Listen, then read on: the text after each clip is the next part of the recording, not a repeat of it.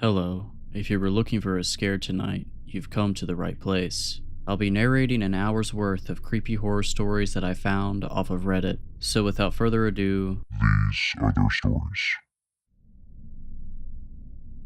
Some time ago, I had decided to go on a little personal vacation out into the woods of northern Arizona. I was experiencing a sort malaise that was really messing with my creative flow, and I needed a chance to really knuckle down and just enjoy the natural world again. I had spent 6 days out in the wilderness, just enjoying the feeling of being in nature, but the night of day 7 was one I will never forget. Noise. Something was waking me up. Groggily, I rolled over and looked at my phone. It was ringing. I looked to the top of it and blinked. No signal. That made sense. I had come out here for the isolation, a chance to clear my head and make some music again. So why was my phone ringing? How was my phone ringing? I stared at the number as my phone rang incessantly. An unknown caller. I heaved a tired sigh, swiped to answer, and croaked blearily, "Hello."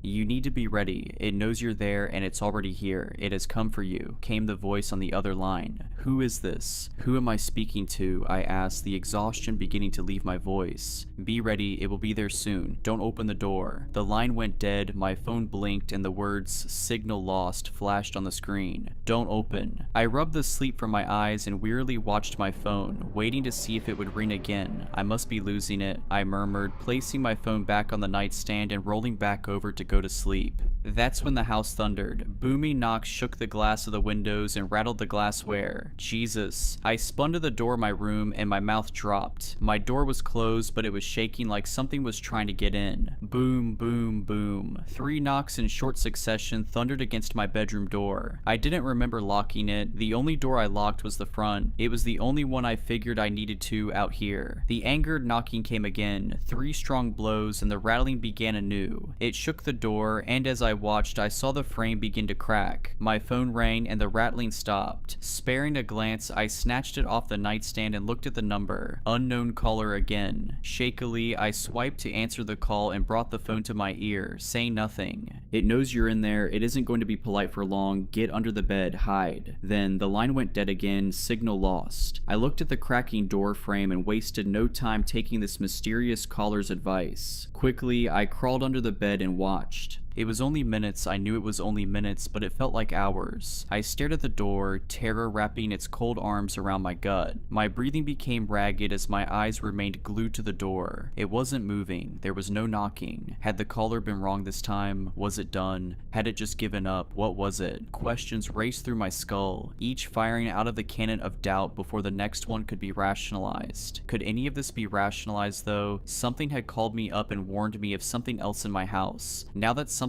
else was just outside my door. I couldn't explain it, but I had this feeling. Like whatever it was that was out there was waiting for me to make a move. Like we were in some kind of terrible chess game. So I watched. I waited beneath that bed for agonizing minutes. The sounds began shortly after that. Soft scratching noises, almost inaudible from my position. The one my signalist savior alleged would keep me safe. I never let my gaze drift from the door, and I'm glad I kept it there because watching what happened next defied logic. The door itself began to bulge inward. I could hear the wood splintering as the center continued to bubble toward me. Then it exploded. Debris and lethal wooden scrap fired throughout the bedroom. I wasn't spared when this happened. My hiding place provided shelter from the brunt of the door's destruction, but I was peppered with fragments of splintered wood that dug themselves into my skin. I wanted to cry out in pain, but the sight of what was beyond caught the scream in my throat. There, standing in the doorway, I saw a pair of feet. Massive legs that must have been at least 3 feet across themselves, but that wasn't the strangest thing. The skin was no tone I had ever seen on a human. It was this mossy green and brown, and the texture was so wooden, like a pair of tree trunks. Slowly, the thing in my doorway ambled its way into my room. I could hear its heavy, ragged breaths like some sort of hunting beast. It was at the foot of my bed. The scent of moss and pine clung heavily to it, but there was another scent I caught as it just stood there. Rot. Death. The pungent odor of decaying meat clung to the creature's wooden legs. I had to cover my nose and mouth to keep from retching as it circled the bed. Was it going to throw it up and pull me out from underneath? Was this monster just waiting for the perfect chance to tear me to shreds? What was it? The feet turned and suddenly my blood felt like ice. My whole body shivered as the temperature in the room suddenly plummeted. I could see my breath as this thing let out an ear-shattering roar. I can't place the sound, but it reminded me of a mixture between a jet engine's roar and a grizzly bear's growl. I watched from my hiding place as the nightstand was lifted and launched across the room. I could only hear the thing shatter as the creature tore the place apart. My eyes were discs in my head, my hands were clamped over my mouth to hide any sounds of breathing or whimpering, but just as it spun to face the bed, it stopped. Instead, whatever it was turned and shambled out of my room. What? They were the only words I could choke out as the creature disappeared from my sight. Then the phone rang again. Terrified, I seized it, trying to silence the ringer. I swiped to answer the caller and immediately began to whisper into the phone. What was that? Who are you? How did you know it was coming? There's no time for any of that. It knows where you are. You need to run. Jump out the window and keep running until you lose sight of this place. Keep going until you reach the highway. Don't come back until morning. Are you kidding me? That thing is huge. I can't outrun it. You have to. It's the only way you win this. Then the call cut out. Signal lost. I steadied my breathing and psyched myself up, shooting out from under the bed as I heard that dreadful roar again. It was coming back. I didn't have time to think. No time to find shoes. I bolted toward the now shattered window and dove, slicing my arms and legs against the shards of glass. Adrenaline coursed through my veins, urging me to ignore everything else. I ran, bolted through the forest as fast as my legs would carry me, twigs and rocks tore into my feet, but I kept going, even as my chest began to tighten and my lungs began to feel like there was a fire being set beneath them. I ran. I couldn't hear the monster behind me anymore. Maybe it stayed at my cabin, maybe it kept looking elsewhere. Every ounce of me just hoped I had gotten lucky, but the voice on the phone told me to keep running until I hit the highway, so I did. I ran through miles of backcountry woods, never stopping, pushing myself far beyond anything I thought I was capable of, just to get away from whatever the hell that thing was. I could see darkness starting to push its way into my vision. My legs were beginning to feel like they were made of stone. My body ached and every muscle screamed for me to stop, but I kept pushing. When I burst through the tree line onto the road, I stopped. Almost instantly, I began sobbing and I dropped to my knees. I gazed up at the moon as my phone began to ring again. I pulled it out of my pocket and looked at the number. Before I could do anything else, darkness overtook me. I woke the following day in a hospital bed. Apparently, someone had discovered my unconscious and bloodied body on the side of the road. The sheriffs had a million questions, none of which I had a good answer for. They thought my story sounded like something I made up, but when they went to the cabin, many of them were singing a different tune. It looks like you got lucky and escaped one of the biggest bears I've ever seen. One of them said, didn't find it, but the claw marks in the wood made it look like a dinosaur. Grizzlies are huge, son, but not even they leave marks like that. When I asked about the phone calls, they just shook their heads. There's no cell service that far out. You might have imagined that part and everything. It took me over a week to recover from my injuries. I was told I had lacerated a tendon in my right arm, and that it had never quite functioned the way it had before. That was the arm I used to play guitar, and to this day there are still certain notes my fingers just can't quite nail anymore. The day of my discharge, I was given the things that they had found me with, and given an escort back to the cabin. The debris was mostly cleaned up by the time I arrived to collect my things, but the damage to the building itself was visible, and the cops were right. Whatever the hell it was that came after me that night must have been massive to leave the marks it did so deep in the wood. I checked my phone as I crossed the threshold of the house to gather my things inside. No signal. Well, thanks whoever you were, I muttered, gathering what stuff was left after the attack. To this day, I don't know who called me or what it was that was in that cabin, but frankly, I don't think I want to know. My wife, Mia, and I were driving cross-country. It was our first attempt at the Great American Road Trip. Mia and I rented a small RV, more of a camper than a full-blown RV. We packed up a couple suitcases with plenty of room for any souvenirs, and we hit the dusty trail. We started our journey on the Mother Road, Route 66, driving south from Chicago until we connected to Interstate 70 and shot straight west through Missouri. The goal was to see those parts of the country we had never seen before, stopping anywhere that seemed interesting, from the plains of Kansas up through the Badlands of Wyoming and South Dakota. In Missouri, we saw the world's largest cap gun. In Kansas, we visited the Evel Knievel Museum and the world's largest belt buckle. We love all those kitschy tourist trap places. Eventually, we made it to Colorado, and after a few hours more of driving through amber waves of grain, we saw them, the Rocky Mountains. We made an exit and headed north through the winding mountain highways. The Rockies were gorgeous, snow-capped in the middle of summer. Some of the peaks pierced through the white, fluffy clouds. We saw a sign that read "Traffic Tunnel 3 miles." A little further, and sure enough, there it was, a large tunnel bored directly through the mountain in front of us. A large sign read, "Pike Tunnel, longest traffic tunnel in the nation. Please turn your headlights on now." "How long is it?" asked Mia. "That's what she said," I quipped. But she was right. There was no information beyond the detail that this was the longest tunnel in the nation. "Can't be more than a mile or two," I said as I watched the little white car ahead of us slip into the darkness. A moment later, we joined it. The tunnel was lit by fluorescence that gave everything a greenish-yellow tinge. On the left-hand side was a raised walkway behind a railing for maintenance access. Initially, I was struck by the incredible amount of work that went into the construction of this man-made marvel. "We're under 1,000,000 tons of Rocky Mountain right now," I said. "How many years before this caves in?" Mia responded. I shot her a look. "Let's save the cave-in talk until we're out on the other side." "I'm just saying nature will take this back eventually," she continued. I scanned the empty road ahead of us. "Where did the other car go?" I asked. We were now alone in the tunnel, no cars ahead of us nor behind us.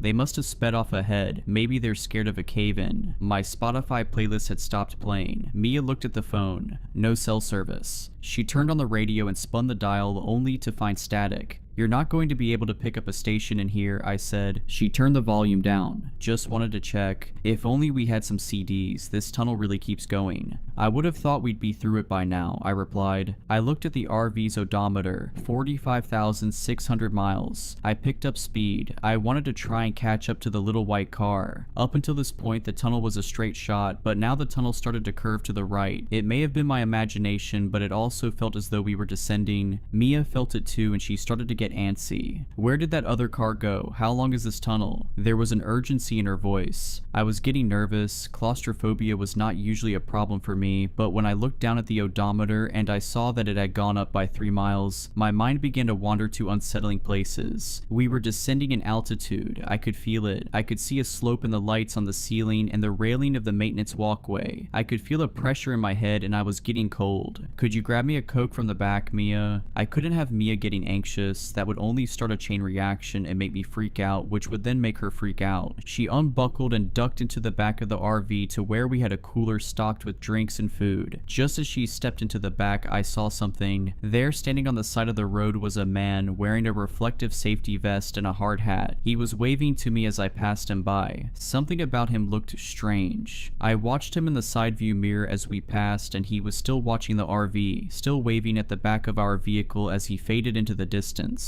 Mia reappeared from the back of the RV, Coke in hand. She popped it and handed it to me. "You look worried." "I'm fine," I smiled and took a sip of the Coke. "Eric, slow down." I slammed on the brakes as I saw what made Mia scream. In the road in front of us was a roadblock. 2 reflective traffic sawhorses blocked both lanes of the tunnel. Beyond the roadblock, the lights of the tunnel were dark. There was nothing but a void of blackness. Standing in front of the roadblock was another man wearing a reflective vest and a hard hat. Only this time his hard hat had a light on top which obscured his face. We came to a jolting stop. I turned to Mia. "Are you okay?" I asked. "I'm fine," she replied. "It's a cave-in, isn't it?" God, I hope not. I rolled down the window, leaned out and yelled to the man in the hard hat. "Hey, what's going on?" The man was about 5 yards away. He took 2 steps towards us and then raised a hand to his mouth and yelled, "Just doing some maintenance." "How long is it gonna take?" I yelled back. The man made a hand gesture as if he didn't hear me. "How long is it gonna take?" I called again. He made the same gesture. I unbuckled my seatbelt and grabbed the door release. "What are you doing?" Mia asked. "I gotta know what's going on." "Eric, just stay here. It might not be safe."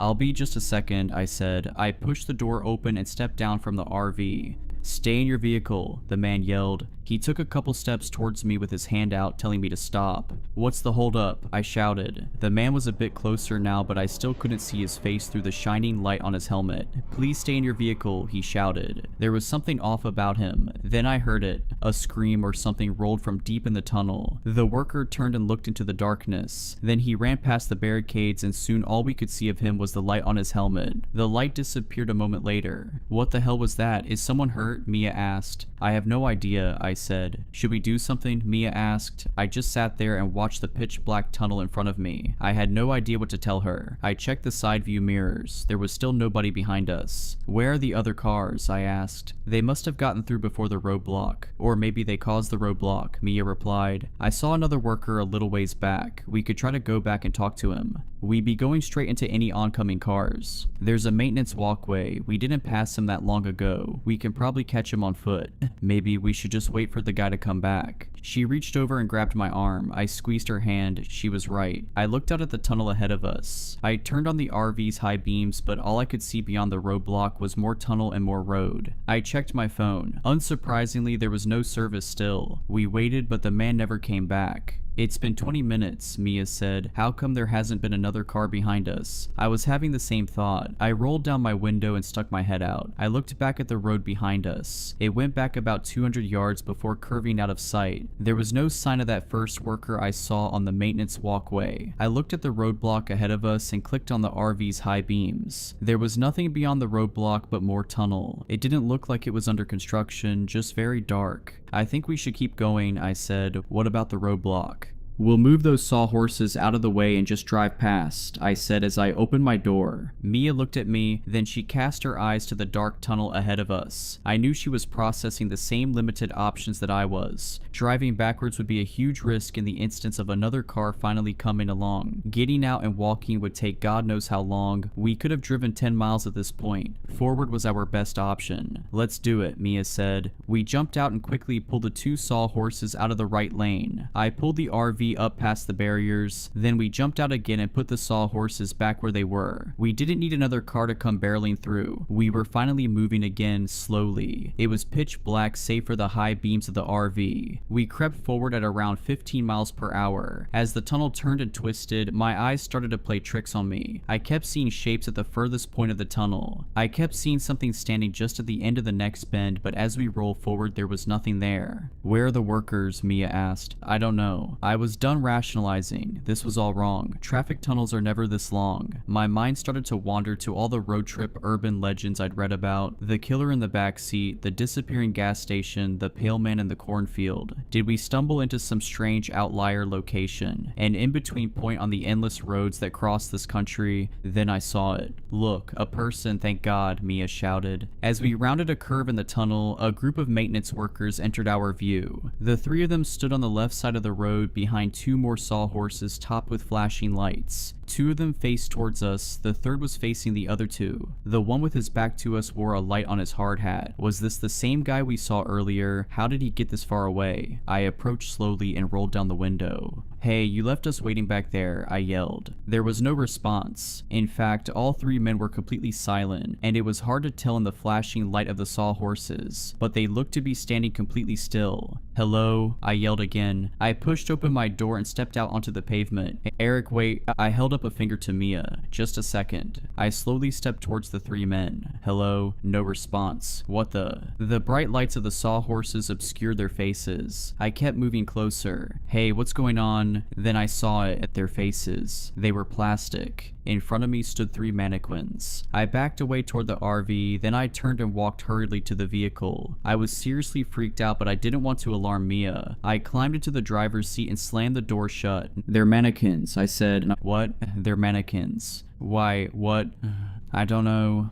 I looked back over at the three figures and my blood ran cold. The hard hat mannequin had somehow turned around to face us. All three figures appeared to be watching us now. Then we heard it. A loud resonant banging on the side and then the roof of the RV. "What the hell was that?" Mia whispered. We listened, holding our breath. Then dash. A shuffling sound, dash dash. Something was moving on or in the RV. "Stay here," I said. I got up. "Eric, wait." I moved to the back of the RV. It was dark. I went for a drawer in in the kitchenette space and pulled out a flashlight. I moved to the rear of the RV, the bedroom. My flashlight illuminated an empty room. Whoever is back here, I have a gun. A terrible bluff, but I didn't see anything. I shone the light out of the windows of each side of the RV. Nothing. Then I heard it. A shuffling sound from right above me. I looked up and screamed, "Crap." On the roof of the RV, staring through the skylight, was a woman with vacuous black eyes and a dead smile. Her stringy black hair dangled down towards me, casting thin black shadows across her horrible pale face. "Mia, drive, fast," I screamed. Mia jumped over to the driver's seat, shifted into gear, and stomped on the gas. The RV was clunky, but it could move when it needed to. We lurched forward and I fell back. I trained my flashlight up onto the skylight again and the woman was gone. I scrambled to my feet and looked out of the side windows. Did Mia shake her off? There was no sign of the woman. I moved to the passenger seat, breathing heavily and sweating. "What happened?" she asked, keeping the RV at a steady 50 miles per hour. "There was a woman on the roof," I said flatly. I realized now that I was in a kind of shock. "A woman?"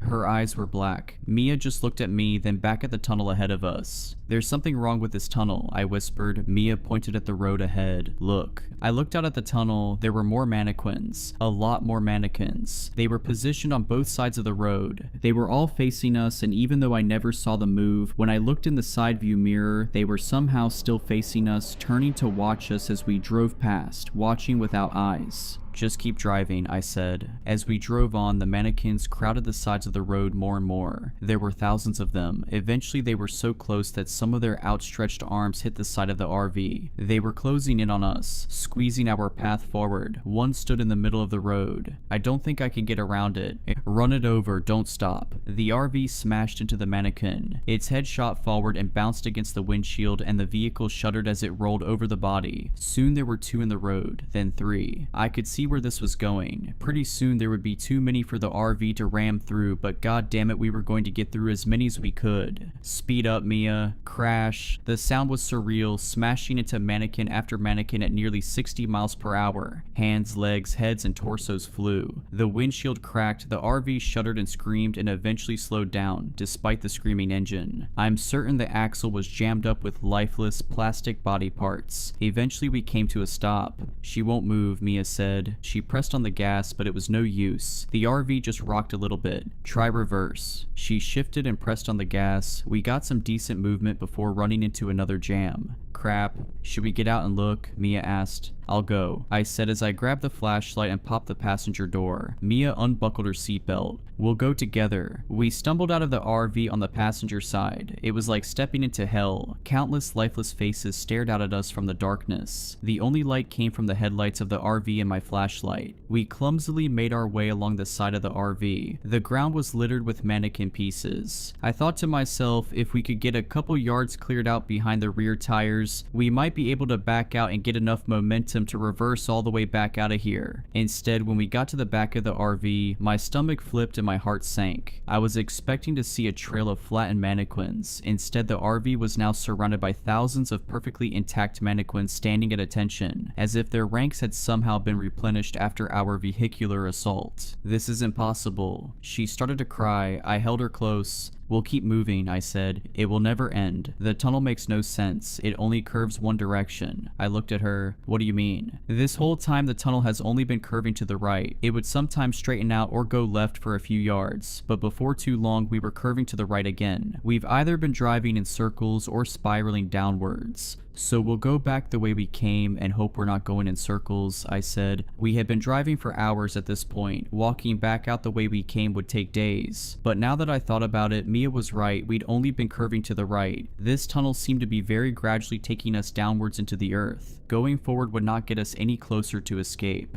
"We'll need food from the RV," Mia said. I nodded and we stumbled our way back to the front of the RV, the mannequins' lifeless faces watching us the whole time. I stepped up to the passenger door and nearly fell back when I looked through the window. "What the heck?" I breathed. What I saw were 2 mannequins sitting in the driver's and passenger seat. How they got in there, I have no idea, but but what really made my blood run cold was that they were dressed exactly like Mia and I. They wore identical sets of clothes. The one in the passenger seat had my same New Order t-shirt and black jeans. The one in the driver's seat had Mia's green striped sweater and denim shorts. Their plastic faces stared out through the shattered windshield at the endless crowd of mannequins staring back at them. Mia stepped up and saw the uncanny display. "What the?" Mia echoed. I pulled myself up into the RV and slowly stepped around my mannequin doppelganger. I avoided looking into its face, but I swear I could feel it watching me as I stumbled around it. Mia followed and we made our way into the back of our dark RV. Luckily, we had just stocked our cooler full of deli meat and water not long after crossing the Colorado state line. I handed Mia the flashlight and pulled open the cooler. I filled a backpack full of food and water. I turned and saw them. My mannequin double had somehow moved. It was standing in the aisle watching us. Mia's doppelganger was still seated in the driver's seat but had turned to peer back at us with its eyeless gaze. Mia saw the look in my eyes and turned. She screamed when she saw them and backed into me. I put my arm around her and we stood there a moment, letting our skyrocketing heart rates return to earth. "Let's get out of here," I said. I slid the backpack onto my shoulders. Mia joined me at the door. I looked into her eyes. "Are you ready?" She nodded. I kissed her. "I love you," I said. "I love you," she said. The look on her face killed me. She was terrified. I'm sure the look on my face was similar. I opened the door and we stepped out. We again stumbled to the back of the RV. Once we were clear of the RV and all the crushed mannequin body parts, it became easier to find footing, though weaving through an endless crowd of lifeless people was a slow process. It was pitch black. Without the flashlight, we wouldn't be able to see a foot in front of us. As I walked, the beam of light created the illusion of movement in the crowd. At least I hoped it was an illusion. The limbs of the mannequins seemed to stretch and turn, but the only sound was that of Mia and I shuffling our way through the crowded tunnel. Things went on like this for what felt like hours. Mia and I were sweating and aching. I was about to suggest we stop and rest, but then I saw it and I froze. Out in the crowd, beyond rows of blank faces, I saw a pale face, black hair, and a dead smile. I saw two vacuous eyes staring right at me. "Mia, do you see her?" I whispered, and "See who?" I slowly raised my arm and pointed. It was the woman, or whatever it was, that stared back at me through the skylight on the roof of the RV.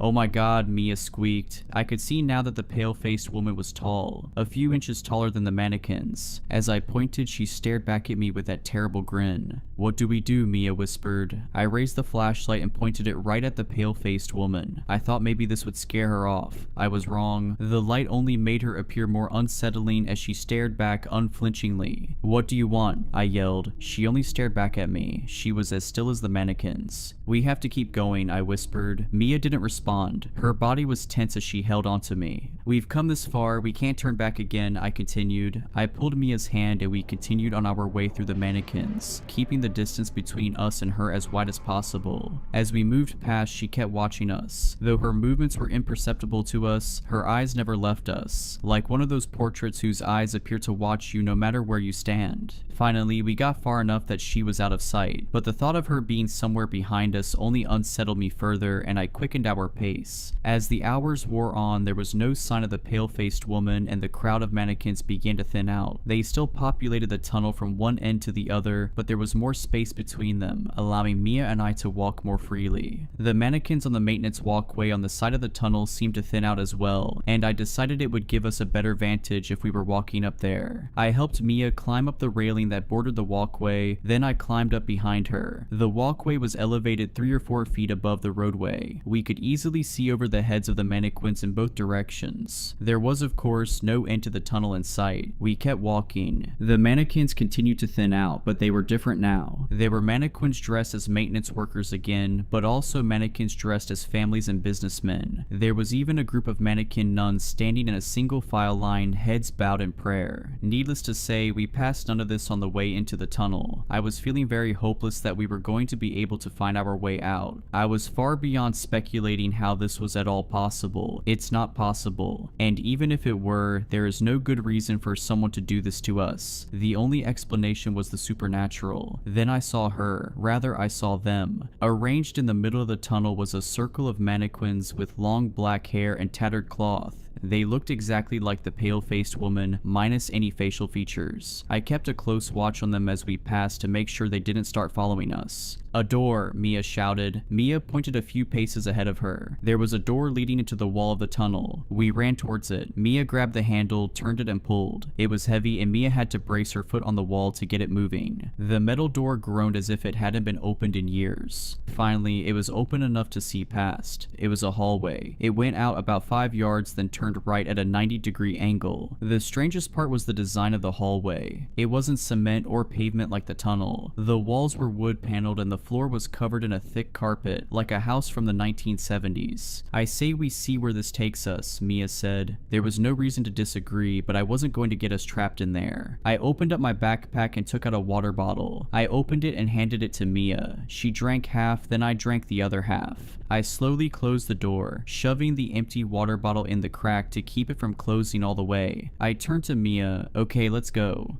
We slowly made our way down the quiet hallway. We got down to where the hallway cornered to the right, and that's when we heard it. Ka-chunk. I whipped around. The door had closed behind us. I ran back to it and tried to push it open, but it was no use. There was no way it closed on its own. Someone had to have removed the water bottle. Our path had been chosen for us. There was no turning back. We continued down the hallway. We turned right. The hallway continued, then turned right again. That should have led us right back to the tunnel, but it didn't. This part of the hallway went on far longer than was possible without running into the tunnel. Then it turned right again. It went on like this. Sometimes a section of the hallway was 20 feet long, sometimes it was 20 yards long, sometimes it was 3 feet long, but it always turned to the right. At first it was a relief to be somewhere other than the cold, dark tunnel, but the hallway very quickly became claustrophobic, and before too long, I heard someone walking behind us. We had stopped to take a break and I heard a third pair of footsteps on the carpet coming from behind us. I backtracked to the last corner. I was terrified as I slowly peeked around the corner, tense and waiting to see the vacuous eyes and inky black hair of the pale-faced woman. But there was nothing there. I wasn't about to backtrack any further. There was no one there, I whispered. Mia slumped against the wall and slid down to the carpet. I think I need to rest, she said. I put my backpack down on the ground for Mia to use as a pillow. She laid her head down and was passed out in seconds. I had no idea how long we had been walking at this point. I stood leaning against the wall. My body was telling me to rest, but I couldn't risk falling asleep. I had to keep watch. I knew she was following us. I took in the details of the hallway for the first time. The carpet was a dull brown and the walls a cheap wood paneling. The hanging lighting fixtures were shaded by stained glass, something you might see in an old diner. Who built this place? Did someone pick out the carpet and the lighting fixtures? Did a team of workers blast these tunnels into the earth? Or has this place always existed? Was this purgatory? I began to feel dizzy. I was panicking. My heart felt like it was trying to escape my chest. I slumped to the floor and tried to slow my breathing. I closed my eyes. I shot up in a panic. I had fallen asleep while I was meant to be keeping watch. I snapped to my feet and looked around. Mia was still asleep on my backpack. Then I noticed that the hallway had changed. A few paces away there was now a plain wooden door in the wall. I slowly approached it. I put my ear to the door and I could hear what sounded like TV static and the low murmur of voices. I discreetly grabbed the door handle and turned it slowly. I felt the latch bolt clear and I carefully cracked the door just enough to peek inside. It was dark, so it took a second for me to register what I was seeing. I saw a small boardroom. A long table in the center was surrounded by seated men in suits. At the end of the table stood another man next to an old CRT TV that was playing static. This was the only source of light in the room, and all the men around the table were turned towards the TV. Suddenly, the screen flickered from static to a solid dark background, and some warped new age style music began playing. Then the words appeared on the screen that terrified me like nothing else before. In plain text, the words read dash, "You will lose her." I froze as I knew these words were meant for me. I watched with terror as the men seated around the table slowly turned toward me in unison. They were mannequins. The TV screen then clicked off and they continued staring at me as I could barely make out their forms through the near pitch darkness. I quickly pulled the door shut and whipped around to look at Mia. I had a horrible feeling of dread that when I turned around she would be gone, like the message on the TV promised. "Eric, what are you doing?" Mia was leaning up and staring at me. Thank God. There was Mia, right where I left her. I pointed at the door and said, "This door appeared and I..." "What door?" she interrupted. I turned and sure enough, the door was now gone. I explained what happened to her, but I left out the message that appeared on the screen. "You will lose her." Those words still burned in my brain. I tried to force them out. We drank water, ate granola, and then got moving again. Hallways, endless hallways. After a couple hours of walking, we started to hear music. There were small speakers in the corners of the ceiling. I recognized it as the same new age music that played on the TV in the boardroom. The melody drilled into our minds. Combined with the dull aesthetics of the quiet hallways and the endless right turns, the music had a hypnotizing effect. The lengths of the halls became more uniform. That is to say, the straight section of hallway was about 7 paces, then a right turn, then 7 paces and a right turn. "I think we're walking in circles or a square," Mia said. I looked at her and took out a bottle of water. I peeled off the plastic label and dropped it on the floor. Then we kept walking. 7 paces right turn, 7 paces right turn, 7 paces right turn. And there it was. Mia was right. The label for my water bottle lay in the middle of the hallway. Somehow we had been led into a loop. I lost it. I kicked the wall repeatedly and screamed. Mia just leaned her back against the wall. This was our dynamic. If one of us lost it, the other became zen and thought of a solution. More often than not, I was the one to lose it. I finally stopped freaking out. "There has to be a way out, a door," Mia said. "We would have seen it," I replied. "A hidden door," she said. She turned around and ran her hands along the cracks of the wood paneling. "Most likely on the outer wall," she said. She beat her fist on the wall, listening for a change in the sound. I exhaled heavily, sweating and tired, and I started searching the wall as well. We checked the whole first wall, nothing. We checked the second wall, nothing. The third, nothing. The final wall, nothing. I gave up and slumped on the floor. Mia immediately went over to the other side of the hall and started checking the inner wall. "What are you doing? I thought you said it would be on the outer wall," I asked. Then we heard it. Mia beat the wall, and instead of the dead thud, we heard a resonate boom. A door. I shot up and started tapping the wall with Mia until we found where the door ended. It was the width of about 4 wooden panels. I lined myself up in the center, lowered my shoulder, and pushed. It moved. It barely moved, but it was enough to confirm this actually was a door. I recentered and tried again, lowering my center of gravity. I pushed as hard as I could. The door pushed inward about 3 inches, then Mia joined in. We slowly moved the door, 5 inches, then 10, then 15, then 20. Then Mia slipped inside. I had a moment of panic as she disappeared into the darkness, and those haunting words came back into my mind, "You will lose her." I darted past the doorway, falling through the threshold and hitting the concrete floor. I looked up and there was Mia, thank God. I promised myself I'd never let her out of my sight again. "The exit," Mia said. She looked and sounded as if she were 1,000 miles away. I got to my feet and followed her gaze. What I saw nearly brought me to tears. We were back in the tunnel, but there was light. About a mile down was the mouth of the tunnel, and daylight pouring in. Beautiful daylight. I grabbed Mia tight and kissed her. "Thank God," she cried. We started moving. Nothing was going to slow us down this time. We sped up into a run down the maintenance walkway towards that beautiful sunlight. As we approached, something else came into view. Parked in the middle of the roadway was a large vehicle.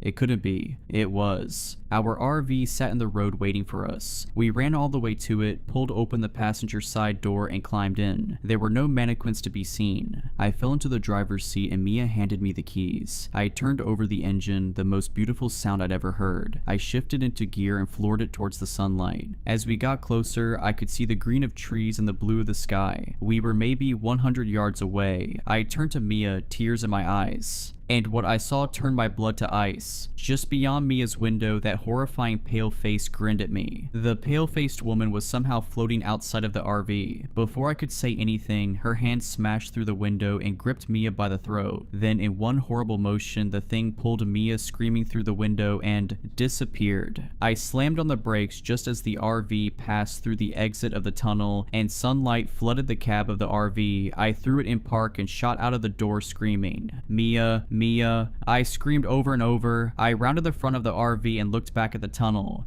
And what I saw shattered my mind. The tunnel was gone. There was only open road. I had lost her.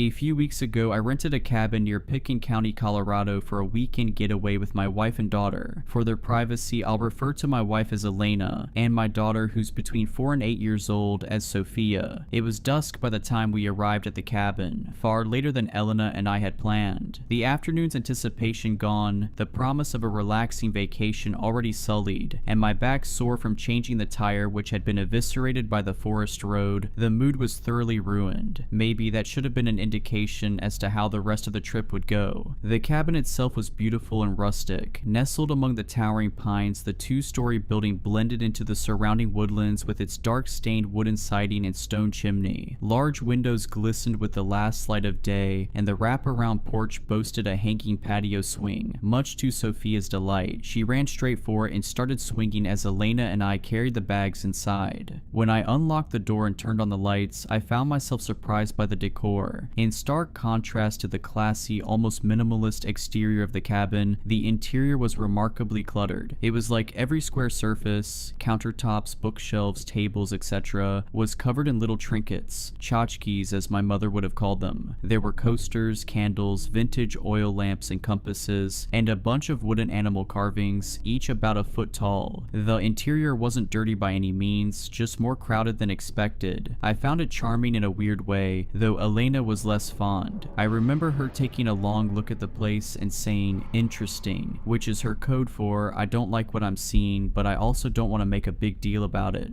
It was past Sophia's bedtime, so after coaxing her off of the porch swing, I helped her get set up for the night. There were 2 bedrooms on the second floor, a master suite with an attached bathroom, and a smaller bedroom that was pretty clearly set up as a kid's room for visitors to the cabin. The cabin was specifically advertised as family-friendly and good for parents with younger children, so it was no surprise when the smaller bedroom was full of colorful toys and plushies. There was a fireplace across from the bed, its mantel showcasing a full set of those wooden animal carvings, 1 moose, 1 bear, 1 trout, and so on. There was also 1 particularly large teddy bear sitting on the bed, partially buried under the covers like it was getting ready for bed. Sophia instantly fell in love, and I thought it was sweet that the cabin's owner had gone the extra mile to make the place welcoming. I didn't love the idea of her cuddling it to sleep though, since it likely hadn't been washed between visits, so I propped it up on a chair next to the bed before tucking Sophia in for the night. Tired from our travels, Elena and I went to sleep not too long afterwards. Saturday was our designated lake day. After making breakfast and waking up Sophia, who had to be convinced not to take her new best friend Mr. Bear out on the water with us, we grabbed the kayaks off of our roof rack and headed down to the shore. We were a short walk from the lake, and I was absolutely blown away by the natural splendor. Our cabin was semi-isolated, remote enough to give my family peace and privacy, but close enough to civilization that we could easily access help in case of an emergency. We were a 5-minute drive into town and a 5-minute walk to the nearest neighboring cabin, which we passed on the way to the lake. It was a gorgeous building, far more intricate and seemingly much older than the one we were renting. There was an older woman sitting on the porch as we passed it by, and although I couldn't wave since both hands were full with the kayaks, I gave her a nod and a friendly smile. She stared at me in response, her expression completely blank. She was looking directly at me, but almost looked like she was in a trance or something. "What was that all about?" I quietly asked Elena once we were out of earshot. "Not sure," my wife answered. "She looks pretty settled in there. Maybe that's her home and she doesn't appreciate her neighbor running an Airbnb." That seemed a logical explanation. I stole a quick glance over my shoulder before the house completely disappeared behind us, and saw that the woman was now walking down the steps of her front porch, her gaze still fixed on us. Elena and I exchanged worried looks and picked up the pace a little, Sophia running along ahead of us, joyful and oblivious. Once we reached the shore, we hopped into the kayaks and pushed off into the water. We weren't exactly running away from the woman, it was more so that we wanted to avoid a confrontation if we could. As we started paddling out into the lake, the woman appeared at the tree line but never came any closer. I gave her a wave, and again, she gave me no response but a glower. It occurred to me that she might have been trying to warn us about the lake, maybe about a current or algal bloom, but I'd researched the area extensively to make sure it was safe, and her demeanor wasn't quite urgent or benevolent enough for that to be the case. The rest of the day was thankfully devoid of any more strange encounters. After a calm day of swimming and hiking, we returned to the cabin in the evening for dinner and s'mores. Sophia brought Mr. Bear outside to help with the s'mores, to mine and Elena's amusement. We had no idea how we would convince her to leave the stuffed animal behind when we left on Monday night. After we put Sophia to sleep at 8 p.m., Elena and I watched a movie, had a drink, and then went to sleep at 10:30 or so. At midnight, according to my phone clock, I heard what sounded like a knock. I sat up in bed, checked the time, and listened for a minute. A few seconds passed, and then there came 3 knocks in quick succession. I gently shook Elena awake, waiting to hear the sound again, and after a moment I did. There was someone at the front door of the cabin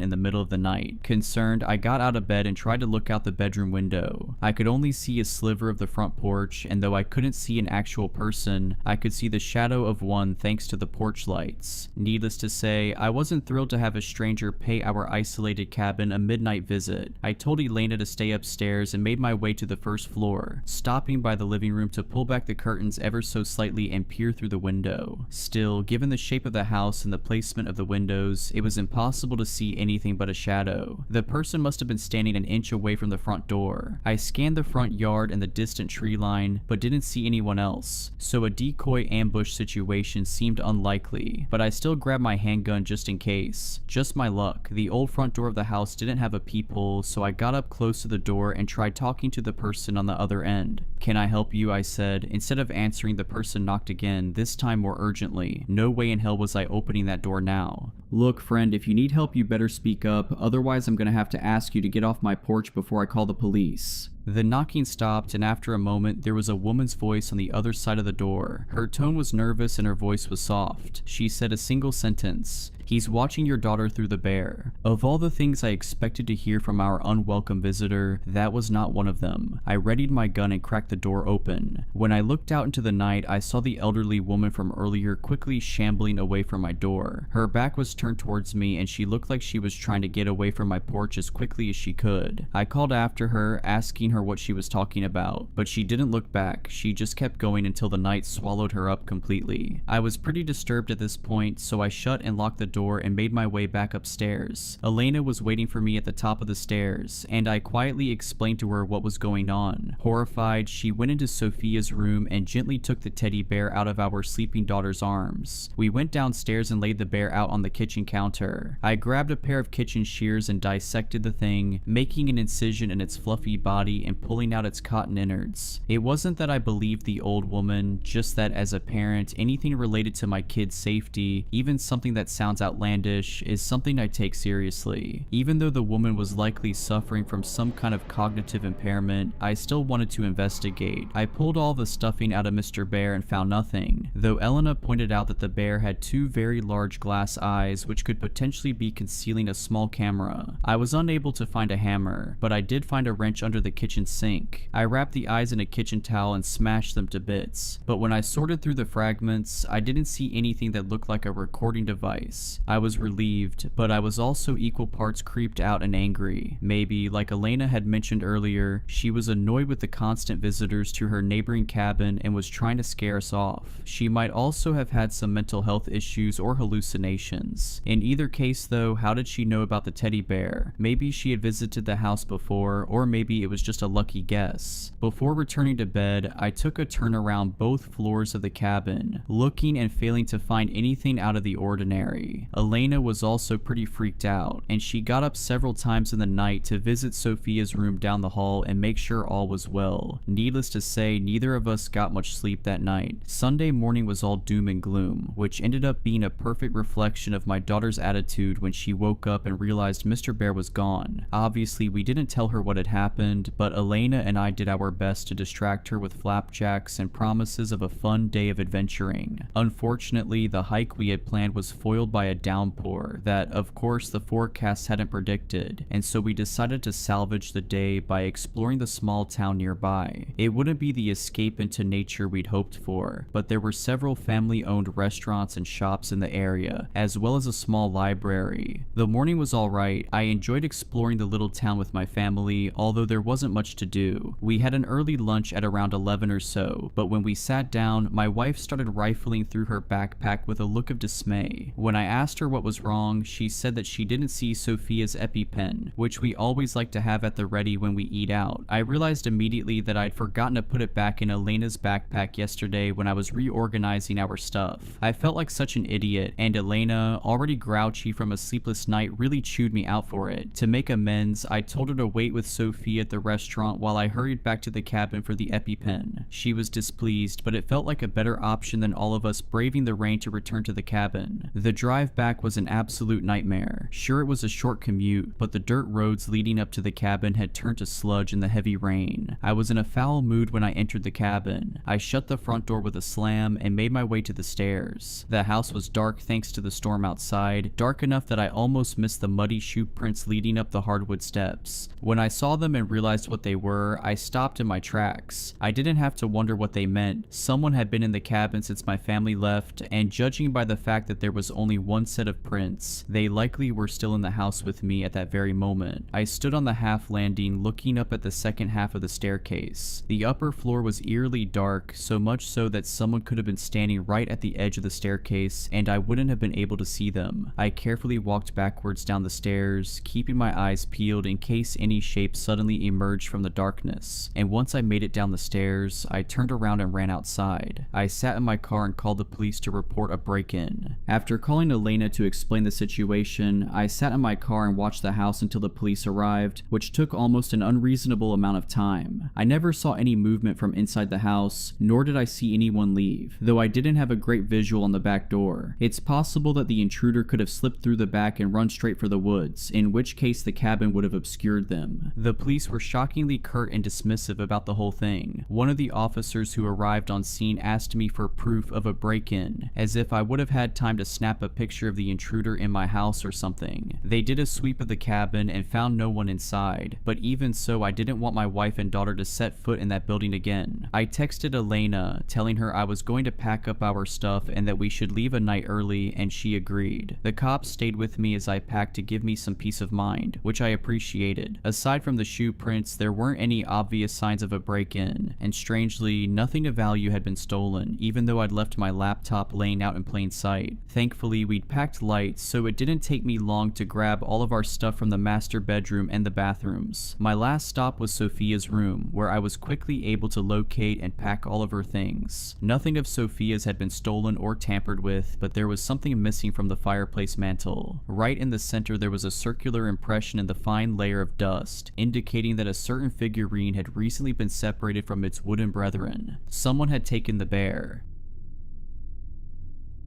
It had been raining for most of the day. Yesterday's forecast was for a light shower, but this was torrential. I peeked out the window, and in the darkness of the late afternoon, I could see a river of rainwater cascading down either side of the street. My parents were getting worried about my sister. Emily had spent the day at a friend's house and was supposed to be back an hour ago. Just as my dad was about to get in his car and go for a drive around the block to find her, the front door opened. Emily walked in dressed in her yellow raincoat. Much to my parents' chagrin, she was holding onto the worn collar of an old soaking wet dog. The thing was a mongrel, but I could make out the Alsatian in it, maybe some golden retriever. As I tried to work it out, I made a mental note to put dog breeder down on my list of career interests for school. My parents exchanged apprehensive glances as Emily smiled awkwardly and explained how she found him shivering in the rain on the side of the road. There was something about its eyes, she said, that made her instantly feel sorry for the poor guy. My dad knelt by the dog and had a look at its collar. It was battered, its red color fading, and it had no name, phone number, or address written on it. My father stood up with a sigh and told Emily that he'd bring the mutt to the vet on Thursday to see if it had been chipped, and for the 5 days until then, looking after it would be her responsibility. Emily beamed at my dad and took the dog into the kitchen to towel it down. Later on that evening, she brought it back into the living room and informed us that his name was Buster. My father warned against getting too attached, but she didn't listen. She spent the rest of the day playing with Buster and sending pictures of him to her friends. That night, Buster slept on a makeshift bed of old blankets and cardboard in the kitchen. My parents prayed that he wouldn't make a mess of the place at night. Emily hugged Buster and gave him another treat before rushing off to her room. In the morning, all was well. It looked like Buster hadn't moved an inch. The dopey guy barely looked up at us when we crowded into the kitchen for breakfast. Immediately, Emily knelt beside him, rubbing his tummy and stroking his fur. I think Emily was too afraid of taking Buster for a walk, just in case she bumped into his owners and they dragged him away from her. The garden had been turned to mud the day before, and there wasn't a chance in hell that my mother would let that dog back in the house if he had a trace of muck on his paws. So he, like the rest of us, spent that day cooped up inside. Not that he seemed to mind. My dad cooked up a lamb chop for Buster that night at Emily's request. It was the most animated I've seen him. His eyes lit up as it was placed in front of him, and we all erupted into laughter as he tore into it. That night, I jolted awake. The radio alarm clock on my bedside cabinet informed me in analog red light that it was 4:37. I lay there, but quickly began to fall back to sleep. As I could have sworn I heard something moving around in the hallway. I assumed it was my dad stumbling to the bathroom in a drunken stupor, and for the second time that night, sleep took me. I spent most of the next day hanging out with friends around town. We rode our bikes, threw stones at the windows of the old house on Mill Street, and dared each other to shoplift from the local off-brand gas station. I made off with a packet of apple-flavored chewing gum. When I came home, things felt different, hostile. I didn't want to ask what happened, but before I could slink off to my room, my mother told me Emily had accidentally knocked over my grandfather's urn while playing with Buster in the front room. I suppressed a chuckle at the thought of how much trouble she'd be getting in. Mature of me, I know. That evening there was silence around the dinner table, broken only by Buster's whining. I woke up again that night. This time I swung myself out of bed. My mouth was dry and my breath left a stale taste at the back of my throat. I wandered downstairs to the kitchen to get a glass of water. I tried to be as silent as possible, not wanting to disturb the sleeping dog. Buster slept soundly in his little bed, and I knew a freight train going past wouldn't wake him. I poured a glass of water and drank it in a continuous gulp. Then an idea came to me. I crouched by the cabinet my dad kept his whiskey in. I opened it, trying not to let the hinges creak. I picked out a bottle and stood up. I gently unscrewed the cap and took a sip. I coughed and choked and spluttered. As I went for another sip, I heard movement upstairs. I knew my father would kill me if he caught me drinking. I hastily put the cap back on and placed it back in the cupboard. I speed walked out the kitchen, desperate not to make a noise. Just before I began ascending the stairs, I heard the door to my parents' room open. I quickly turned around and hid in the living room. I heard my father walk down the stairs and into the kitchen. My heart was beating like a tribal drum as I hurried out of the living room, and I stepped agonizingly loudly up each creaky step back to my bedroom. I thought I had made it, but just as I was pushing my bedroom door open, I heard a voice behind me. It was my father. He'd popped his head out of his bedroom. He asked if it was me moving around. I told him that I'd just gone downstairs to get a glass of water. He told me to keep it down, and before he retreated back into the darkness of his room, I saw my mother stirring in the bed behind him. He closed the door. That morning I woke up with a migraine. Nothing too major, but it was a drawback from what would have otherwise been a great day. My sister was at some dance club, my mother was visiting the solicitor in town, and my father had gone golfing. On this rare occasion, I had the house to myself.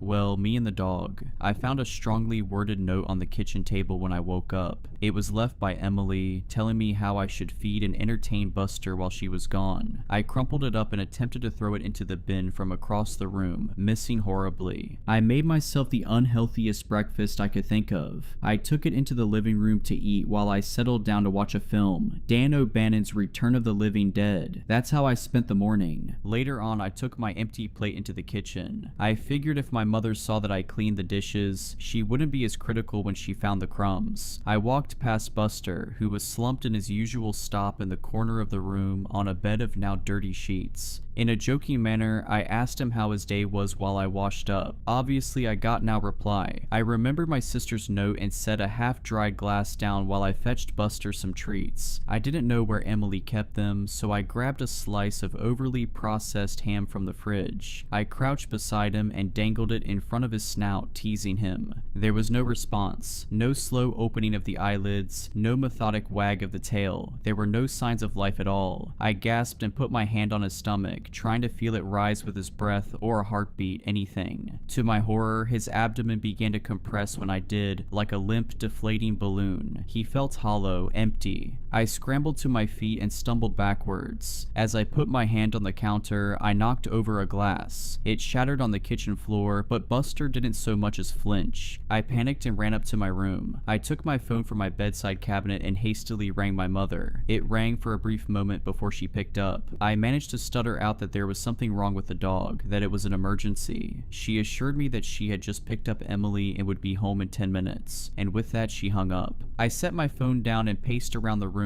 As I was thinking, I heard a noise coming from the first floor. It sounded like someone moving around. I assumed it was my mother, home earlier than she estimated. I made my way downstairs to greet her, hurrying over the creaking steps. There was no one. The door was still locked and I, as far as I knew, was alone in the house. I heard the now familiar wag of Buster's tail as he came bounding up to me from the hall. I looked at him puzzled as he nestled his head into my leg. I stroked him behind the ears as he mewed low. I then heard the equally familiar jangling of keys as the front door was unlocked. My mother stepped inside, pumping her umbrella. Emily, who was close beside her, ran to Buster and dropped to her knees as soon as she saw him. She hugged him tight and whispered in his flea-bitten ear. I could see her eyes were red, raw from crying. My mother asked me what the big emergency was, and I paused before answering. I explained that he had been unresponsive, but he seems fine now. My mother let out a long, drawn-out sigh as she made her way past us and into the kitchen. She called my name, frustrated, when she saw the broken shards of glass on the kitchen floor. I had forgotten about that. Emily spent the rest of the day in her room with the dog. At dinner, neither me or my mother mentioned anything about Buster's false alarm. We just let my dad witter on about improving his backswing, whatever that meant. For the third night in a row, I jolted awake in the small hours of the morning. I groaned at the abrupt ending of a good dream, tossing and turning until I found a comfy position. As I tried to get back to sleep, I began to feel a presence. It was the feeling you get during an awkward silence when you become painfully aware of the other person. I sat up in bed and rubbed my eyes, trying to adjust them to the darkness. There was someone in the corner of my room. I was certain of it. I could make out the vague shadow-covered silhouette standing just beyond the foot of my bed. I was almost paralyzed with fear, but my right hand managed to creep over to my bedside cabinet. I fumbled as I felt for the familiar switch of the lamp. Just before I turned it on, the figure in my room bolted. I recoiled in shock as I realized my half-asleep mind had been right. Someone had been standing there watching. As the moon emerged from a bank of clouds, my room was briefly lit with a dull glow. In that half-light, I saw the outline of a tall man slink out of my room and into the darkness of the hall. I didn't realize I was screaming until my father burst into my room moments later. He switched the lights on, which burned my eyes. He held me and asked what was wrong. With snot and tears dripping down my face, I managed to stutter out that there had been someone in my room. At this, my dad turned and ran back into his room. His caring embrace was quickly replaced with my mother's. He emerged with a baseball bat in his hands, gasping it so hard his knuckles were white. My mother went to check on Emily. She made me come with her, not waiting to let her children out of her sight. Me barged into Emily's room. She was already awake, sitting upright in bed. My mother fired a barrage of questions at her. Dazed, Emily told us that she hadn't seen anything. My father came into the room 10 minutes later. He informed us that he did a sweep of the house and found nothing. No signs of a break-in, no mysterious intruder. He brought me back to my room. Once I was in bed, he sat by my side and explained to me that I probably just had a bad dream. He said there was nothing to be afraid of and joked that if someone did break into the house, they'd soon be scared off by Buster, the world's greatest guard dog. Eventually, I mustered the courage to fall back asleep. The next morning, everyone in the family was noticeably tired, even the dog. We greeted each other with yawns and joked about the previous night's events. I didn't know that this was the start of the last truly happy day of my life. My parents went out shopping, Emily took Buster for his first proper walk, and I spent most of the day gaming. It was a normal day. I've had dozens just like it. We had chicken breasts and bland steamed vegetables for dinner. Wednesday was family night, so after dinner we came together in the living room to play a board game. Tonight it was Cluedo. Buster was curled up at Emily's feet. My father thought then was a good time to remind her that tomorrow he was bringing the dog to the vet and would hopefully reunite him with his real owners. At this, Emily screamed that she was his real owner. She stormed out of the room, Buster following close behind. As soon as she slammed the door behind her, my dad signed. He said he knew my sister would get too attached to that dog. This was the sour note the day ended on. At 10, I did my usual routine. I brushed my teeth, changed into my pajamas, and listened to music for half an hour or so before turning over and going to sleep. As I expected, I woke up again in the middle of the night. This time I was too afraid to move, too afraid to open my eyes and see what could be lurking in my room. Instead, I kept them tightly shut and tried desperately to go back to sleep. After laying in bed for what felt like hours but must have only been 20 minutes, I decided to open my eyes. I was filled with a directionless dread as I slowly peeped out over my duvet. Since I had woken up, I couldn't shake the uneasy feeling that I was being watched. As I pulled the covers away from my face, I saw who had been staring at me. My bedroom door was wide open, and sitting perfectly still in the doorway was Buster. His head was craned slightly and looking directly at me. I chuckled to myself, realizing that I had been terrified over nothing. I swung my legs out of bed and got up. I took Buster by the collar and began to lead him back downstairs to his bed. As I walked down the hall, I noticed that the door to my sister's room was ajar. I brought Buster into the kitchen and watched as he laid down on the crumpled mess of cardboard and old blankets that he slept on. I smiled as he slumped his head onto his paws and closed his dreary eyes. I wouldn't exactly call him my best friend, but I'd miss him after tomorrow. I turned to leave, to crawl back into bed and finally get some rest, but something caught my eye from out of the kitchen window. I leaned against the sill and looked out onto the cold night. The moon was a perfect crescent, half hidden by the clouds. Light pollution from the nearby city robbed the sky of stars, but as I stared into the darkness, I caught a glimpse of a shooting star. As I gazed in awe to see if I could see another one, I saw someone. There was a person leaning against the fence along our front driveway. I quickly realized it was Emily. I could make much out in the darkness, but I could see that she looked nervous. I was about to open the window and call out to her when I heard something behind me. I turned around and realized it was coming from the dog. I assumed he had yelped in his sleep, maybe stuck in some bad dream, but then I noticed something else. His skin was moving. Rather, there was something moving around just under the surface of his skin. I didn't have time to think what it could be before I saw the long crimson red fingers protrude from his stomach. They grabbed onto either side of the now gaping wound and parted his abdomen like curtains. Once the opening was wide enough, the unnaturally long arm reached out, snaking across the kitchen floor until it grabbed the dining table's leg. It held onto it tightly as it began to pull the rest of it out. I couldn't comprehend how something so large could have fit inside of that animalistic facade. Eventually, it was fully out and stood upright. The figure must have been at least 3 meters tall. It was hunched over where it met the ceiling. It looked like it had been skinned. Its lanky body was made up of exposed sinew and muscle. The thing's eyes were milk white and bulging out of its vaguely dog-shaped head. It was grotesque. With a streak of urine running down my leg, I turned around and ran as fast as I could upstairs. I burst into my parents' bedroom and stood in front of their bed, screaming and wailing about some monster. They were both shaken awake at my outpour of terror. My father was calm at first. He tried to sit me down and tell me that it had all been a bad dream, like the night before. I pushed him away and tried to articulate between screams that there was a monster downstairs and we had to leave. My father quickly became furious. His anger at me was only amplified by his tiredness. He grabbed my shaking hand and began to shout that at 14 I was too old for any of this. But I was hysterical, and his attempt at reasoning did nothing. As I kept on wailing, he and my mother began to half lead, half drag me back into my own room. Kicking and screaming, I fell to my bedroom floor. I jolted at the noise of the slamming of my door and got to my feet. With tears streaking down my red cheeks, I pounded the door. I heard my father's voice on the other side pleading with me to calm down. Our shouting reached a fever pitch and then silence. We both stopped and listened out for the repetition of the noise that had brought our heated argument to an end. The dull thudding noise came again, this time accompanied by a shrill creak. I realized it was the sound of something climbing the stairs. I took a tentative step back as the noise drew closer and closer. In a weak voice, I heard my father stutter, What are you?" I knew what he had seen. I've spent the last 11 years blocking out the memory of what came next. There was screaming and pleading, the sound of flesh ripping and bone shattering. I sat motionless on the carpet of my bedroom floor as viscose blood began seeping in from under the door. The sounds or carnage stopped and I held my breath as there was perfect silence once again. This silence was broken by the sound of my door slowly creaking open. I was petrified with fear. I could do anything. Couldn't move, couldn't scream, couldn't breathe. The thing opened my door a crack before stopping. The slowly thudding noise returned as it walked away from the scene until I couldn't hear anything more. I stayed welded to the spot for a minute or two before grief hit me like a bus. I began crying until my eyes were raw. I stood up and took my phone from my bedside cabinet. I dialed 911 and desperately tried to explain what had happened. I glanced out of my window and my jaw went slack. Walking down the middle of our street was the creature, caked in blood the same shade as its taut skin. Holding its hand and walking next to it it was Emily. She stared up at it with affection. The two were illuminated by the street lights, and I saw that the creature was holding the fursuit that had once been Buster in the talons of its other hand. I watched as they walked down the street, across the sidewalk, and into the forest that surrounded my neighborhood. That was the last time I saw my sister. Within the hour, the police came. They cordoned off the area and took me in. I spent the next few years in foster care. The official statement they had given was that it was a kidnapping gone wrong. Only I and the officers and coroner who saw my parents' remains knew that it was something much more sinister. That was 11 years ago. Tonight, I finished writing this before I begin a journey that I should have undertaken a long time ago. Emily is still out there somewhere, and I am going to find her. It's crazy what some people will put up with for a little bit of money. Desperate times, I suppose. Well, I am one of those desperate people. Desperation to get my daughter a life-saving medical treatment is what drove me to where I am now. That same desperation has led to daily fear of what might happen next to Danny and I now that it's over. I had no choice. I needed money right away. I couldn't qualify for a loan, and the insurance company said the treatment was not authorized under our policy. My work was barely paying over minimum wage, and I still needed almost $5,000. The only way this would work is if I got another job working graveyard somewhere else, at least until I could save enough to get her the treatment. Danny was all I had left. I already lost her mother a year ago in that car crash. I couldn't lose her too. I looked high and low. I combed the classifieds and drove around desperately searching for a job that could pay what I needed and have an available night shift as well. The prospect seemed hopeless, but I had to find something soon. The town we lived in was small and the prospect seemed bleak. That was when, in a streak of what felt like luck at the time, I inquired about a job at a small grocery store about a mile away from where we live. It was called Shoe's Nighttime Convenience and Grocery. It was an odd little store that was closed during the day and seemed to open at around 8 p.m. and close sometime before morning. The weird hours seemed off, and I didn't know who would want to shop at a store that was only open in the middle of the night when there were 24-hour chains elsewhere. Though it did not really matter, it was a store, I needed a job, and the unique hours in this case would work for the schedule I needed. I decided to try and apply for a job there. I was on my way home after finishing a shift at my day job. My friend Kathy was nice enough to watch Danny while I was working and had even agreed to do so if I found a graveyard shift somewhere else as well, at least for a month or two if needed. Since I had seen the odd shop and saw the hours, I decided to inquire about a job at the lonesome and odd little store that seemed to only be open at night. I was reluctant at first since I thought they might have some illicit reasons to only be open at such hours. Despite my misgivings, I realized it was the best hope I had of getting a job with my minimal skill set, and that was a guaranteed graveyard shift. I got out of my car and walked up to the entrance. The place was pretty run down but seemed to still have signage up and around the front. There were sale signs and clearance items advertised, and the somewhat normal facade of a grocery store made me relax and continue with my intended course. I noticed up close there was a mark under the first part of the store named She's. It looked like Japanese or something. I stepped inside and it seemed deceptively large compared to how small it looked on the outside. There were aisles of various groceries and other household supplies and even some clothes racks. I had no idea how it was this large in operation. Most of the shoppers seemed fairly normal at first, though there were some people who you could tell preferred to do their shopping at night. I tried not to stare as I received a rather murderous looking glare from one such individual who I must have let my eyes linger on too long. The staff also looked about the same as any other store's staff would look, fairly diverse and no one with an overly cheery or overly sullen mood about them. I did notice there was not a lot of talking near the checkouts. Moving on, I looked near the front, intent on finding a manager's office to inquire at. I felt hopeful when I saw a sign that I thought read "Help Wanted." I felt a bit confused and less optimistic when I read the full content of the rather strange sign stating "Help Wanted," but not always needed. I was not sure how to take that, so I decided to look for someone to ask. As I approached the back office and went to knock on the door, I was interrupted by a large man with a blue store apron and a name badge indicating he was store manager manager Benny. The large man welcomed me with a pleasant though slightly forced, "Hello, can I help you find something today?" I was distracted by the almost pained expression on his face, like his smile would eventually shatter the muscles in his face if he kept it on for a moment longer. Brushing past the distraction, I remembered why I was there. Yes, I was actually looking to apply for a job here. I stated my earnest intent while gesturing to the help sign near the door. Benny stopped smiling and looked at the sign, and then looked as if he was about to say something when he held up a finger and pulled out a radio from his pocket. "Molly, what is the bagger situation today? How are we holding up staff-wise?" There was no immediate response. He smiled again in that disturbing way while he drummed his fingers along his tie as he awaited a response. His face wrinkled and then he stated, "I am sorry, I think we might be full at the moment, but thanks for your interest." He was about to usher me away when his radio barked to life and I heard a static-laden voice on the line. I couldn't hear everything, but it sounded strange and I thought I heard something like, "Rob caught a problem and got bagged." I didn't know what to make of the weird bits I heard, but before I could think twice about it, I heard Benny mumble, "Alright, but next time answer faster, it could have been a code black, and if you mess around with those customers, it is your butt next." I was still standing there in awkward silence when he wheeled around and his frustrated veneer vanished and he was back to the awful fake smile as he loudly proclaimed, "Congratulations, there is an opening available now, let's get you set up, can you start tonight?"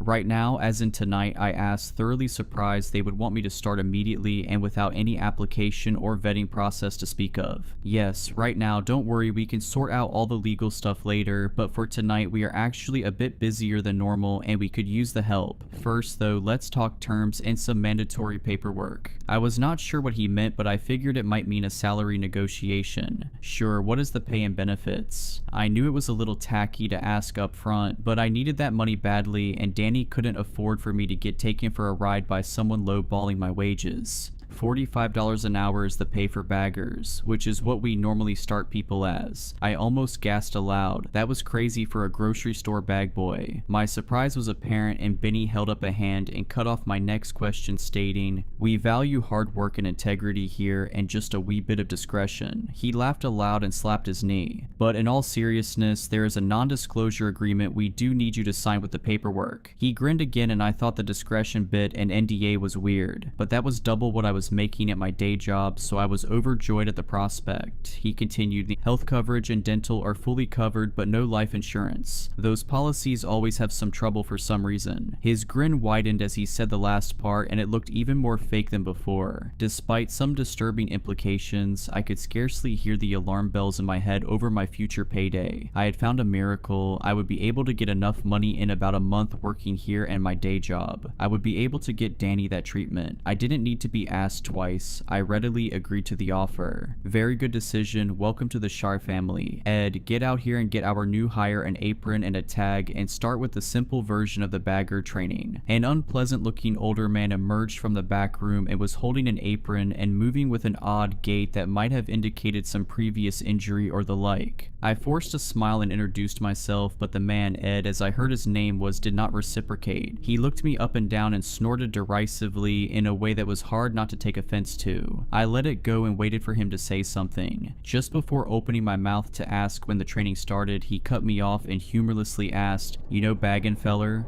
"Baggin', like bagging groceries?" I tried to clarify. He glared at me and just nodded his head. "Well, yeah, I mean, I have a general idea. I never worked at a grocery store before, but I think I know how things should be bagged generally speaking." He paused an uncomfortably long time and I was about to try and speak again when he snorted and gave a rather unpleasant throaty laugh that ended in a dry coughing fit. After he finished, he said, "Not like this, I'm guessing you don't. Alright then, come on, I will show you how we do the bagging and also the other rules. Reckon you better listen close, I ain't for repeating myself." I nodded my head and we started towards the back room, when I heard the radio on his belt come to life and a very nervous sounding voice on the other line say, "Code black, repeat code black." Ed's face wrinkled in a way that somehow made him look even more annoyed than usual. God screw it all, more of them fellers already. He turned and left, angrily shouting some imperceptible grunts and complaints into the walkie, and left me near the back room dumbstruck and not sure of what to do next. What was a code black? Why was everyone afraid of them? I was about to go look for someone when I felt a hand on my shoulder and I wheeled around to see a woman. The tag on her shirt read Assistant Manager Molly. She smiled at me and it did seem more genuine than some of of the others here. I'm sorry we have not met. You must be the new hire. I'm Molly, the AM here. I can help you with training and orientation. You could be a great asset here at She's. She held a hand toward the backroom doors and ushered me toward them. We moved into the backroom halls, and as I looked around, I saw several doors that looked like ice boxes. I figured they must store a lot of products to need that many freezers scattered about. Visible near the freezers' doors were shelves of other inventory. There were rows of boxes and pallets of strange things like chemicals, metalworking gear, various pieces of hardware, and crates that had gun manufacturers' names on them. I was wondering again just what kind of store this really was. Besides the odd inventory, it was also kind of a mess, and I was glad I wouldn't be the one having to sort all of it. We made our way to an office room with oppressively bright blue painted walls, like a kindergarten classroom. The sight reminded me of when Danny was in kindergarten, and I steeled my resolve against any difficulty this job might have. I needed to do this for her. The office was sparse. There was only a desk, some chairs, and a file cabinet. I did notice on the walls, painted on the bright blue, were some black characters that almost looked like calligraphy. More of those kanji were on the wall, and again I wondered what they meant. Before I could guess, Molly was motioning to me. She gestured for me to sit down at one of the only two chairs, in this case the one facing the desk. I sat down and she sat opposite me. She looked over a few pieces of paper she had on a clipboard, and then smiled, turned around and started rummaging through a file cabinet. As I was waiting, a sudden shriek was heard outside, and I looked to the door and suppressed a gasp. Molly didn't react and kept looking for something. I thought maybe she hadn't heard it, and I was about to say something when she wheeled around with a large binder in hand and dropped it onto the desk with a loud crash. Before training starts, please fill out this form for your safety and ours. She handed me a piece of paper that, when reading the details, seemed to be the non-disclosure agreement Benny had mentioned. I thought it was odd I had to sign this, but other hiring documents like tax, payroll, and healthcare paperwork were not required before starting. I considered they might be paying people under the table, which I hated to admit I might prefer, since no tax deduction meant I could save money faster. I signed all too quickly without realizing what I was agreeing to keep quiet and what the consequences imposed were if I didn't. Molly took the paper, looked it over, and said, "Good, that is settled. Well, let's get started. This is the employee handbook. We only have one, so you are going to be doing some light reading for a bit. Because we need the manpower now, though, I will go through it with you quickly, since Ed was indisposed." She grimaced when she said the last word and looked at her watch, and then adjusted a dial on her walkie-talkie. She looked back at me and resumed. "As a bagger, you are vital in ensuring customers leave satisfied with their product, and you are one of the last people they will see on the way out, except in certain circumstances."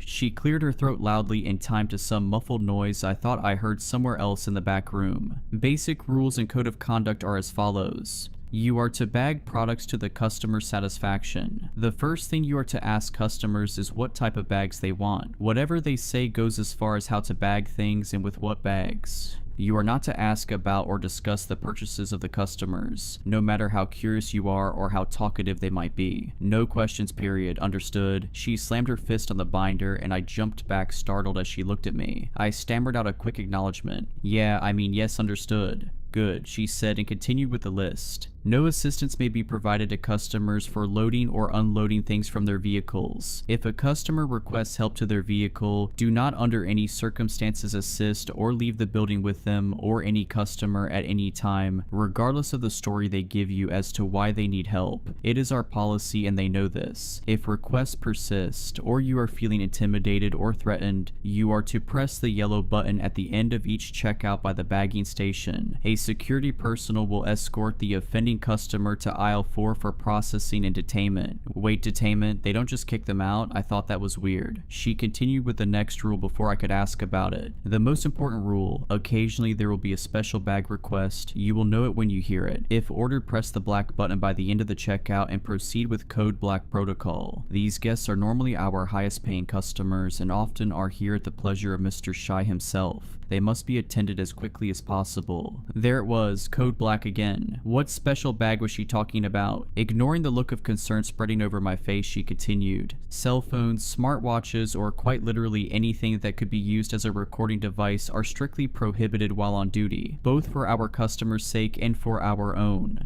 Store closes at 4 a.m. exactly. Any customers who remain will be escorted out, only exception being any customers who are involved in a code black. No access is allowed to the basement and inventory back rooms, only managers and stock employees allowed. Simple, right? Any questions? She asked while flashing another smile. Well, I did have a few questions about the... She cut me off mid-sentence, talking over me and saying, "Good, I knew you looked like a fast learner. Come on, let's get you out to the check stands and bagging." She grabbed my shoulders surprisingly hard and pulled me out of the office and back into the store proper. I saw a few customers look at me getting pulled along, and I saw some snickers and I felt a bit embarrassed. I was led to a checkout with a flickering number 3 next to it. The other two were busy with customers waiting in line to be helped by a cashier and bagger a few feet away from where I would be standing. We stopped and Molly cleared her throat loudly to get the attention of a young man with dirty blonde hair and a rather unimpressed expression on his face. "Hello, Lee, this is our new bagger. Show him the ropes and try to be easy on him. It's his first day. I know it's busy, but we don't need another Rob situation so soon. Have fun, you two." She walked away without another word to the back room, and I was left there with Lee as I heard his name was staring at me. I tried to break the ice. "Hi, my name is..."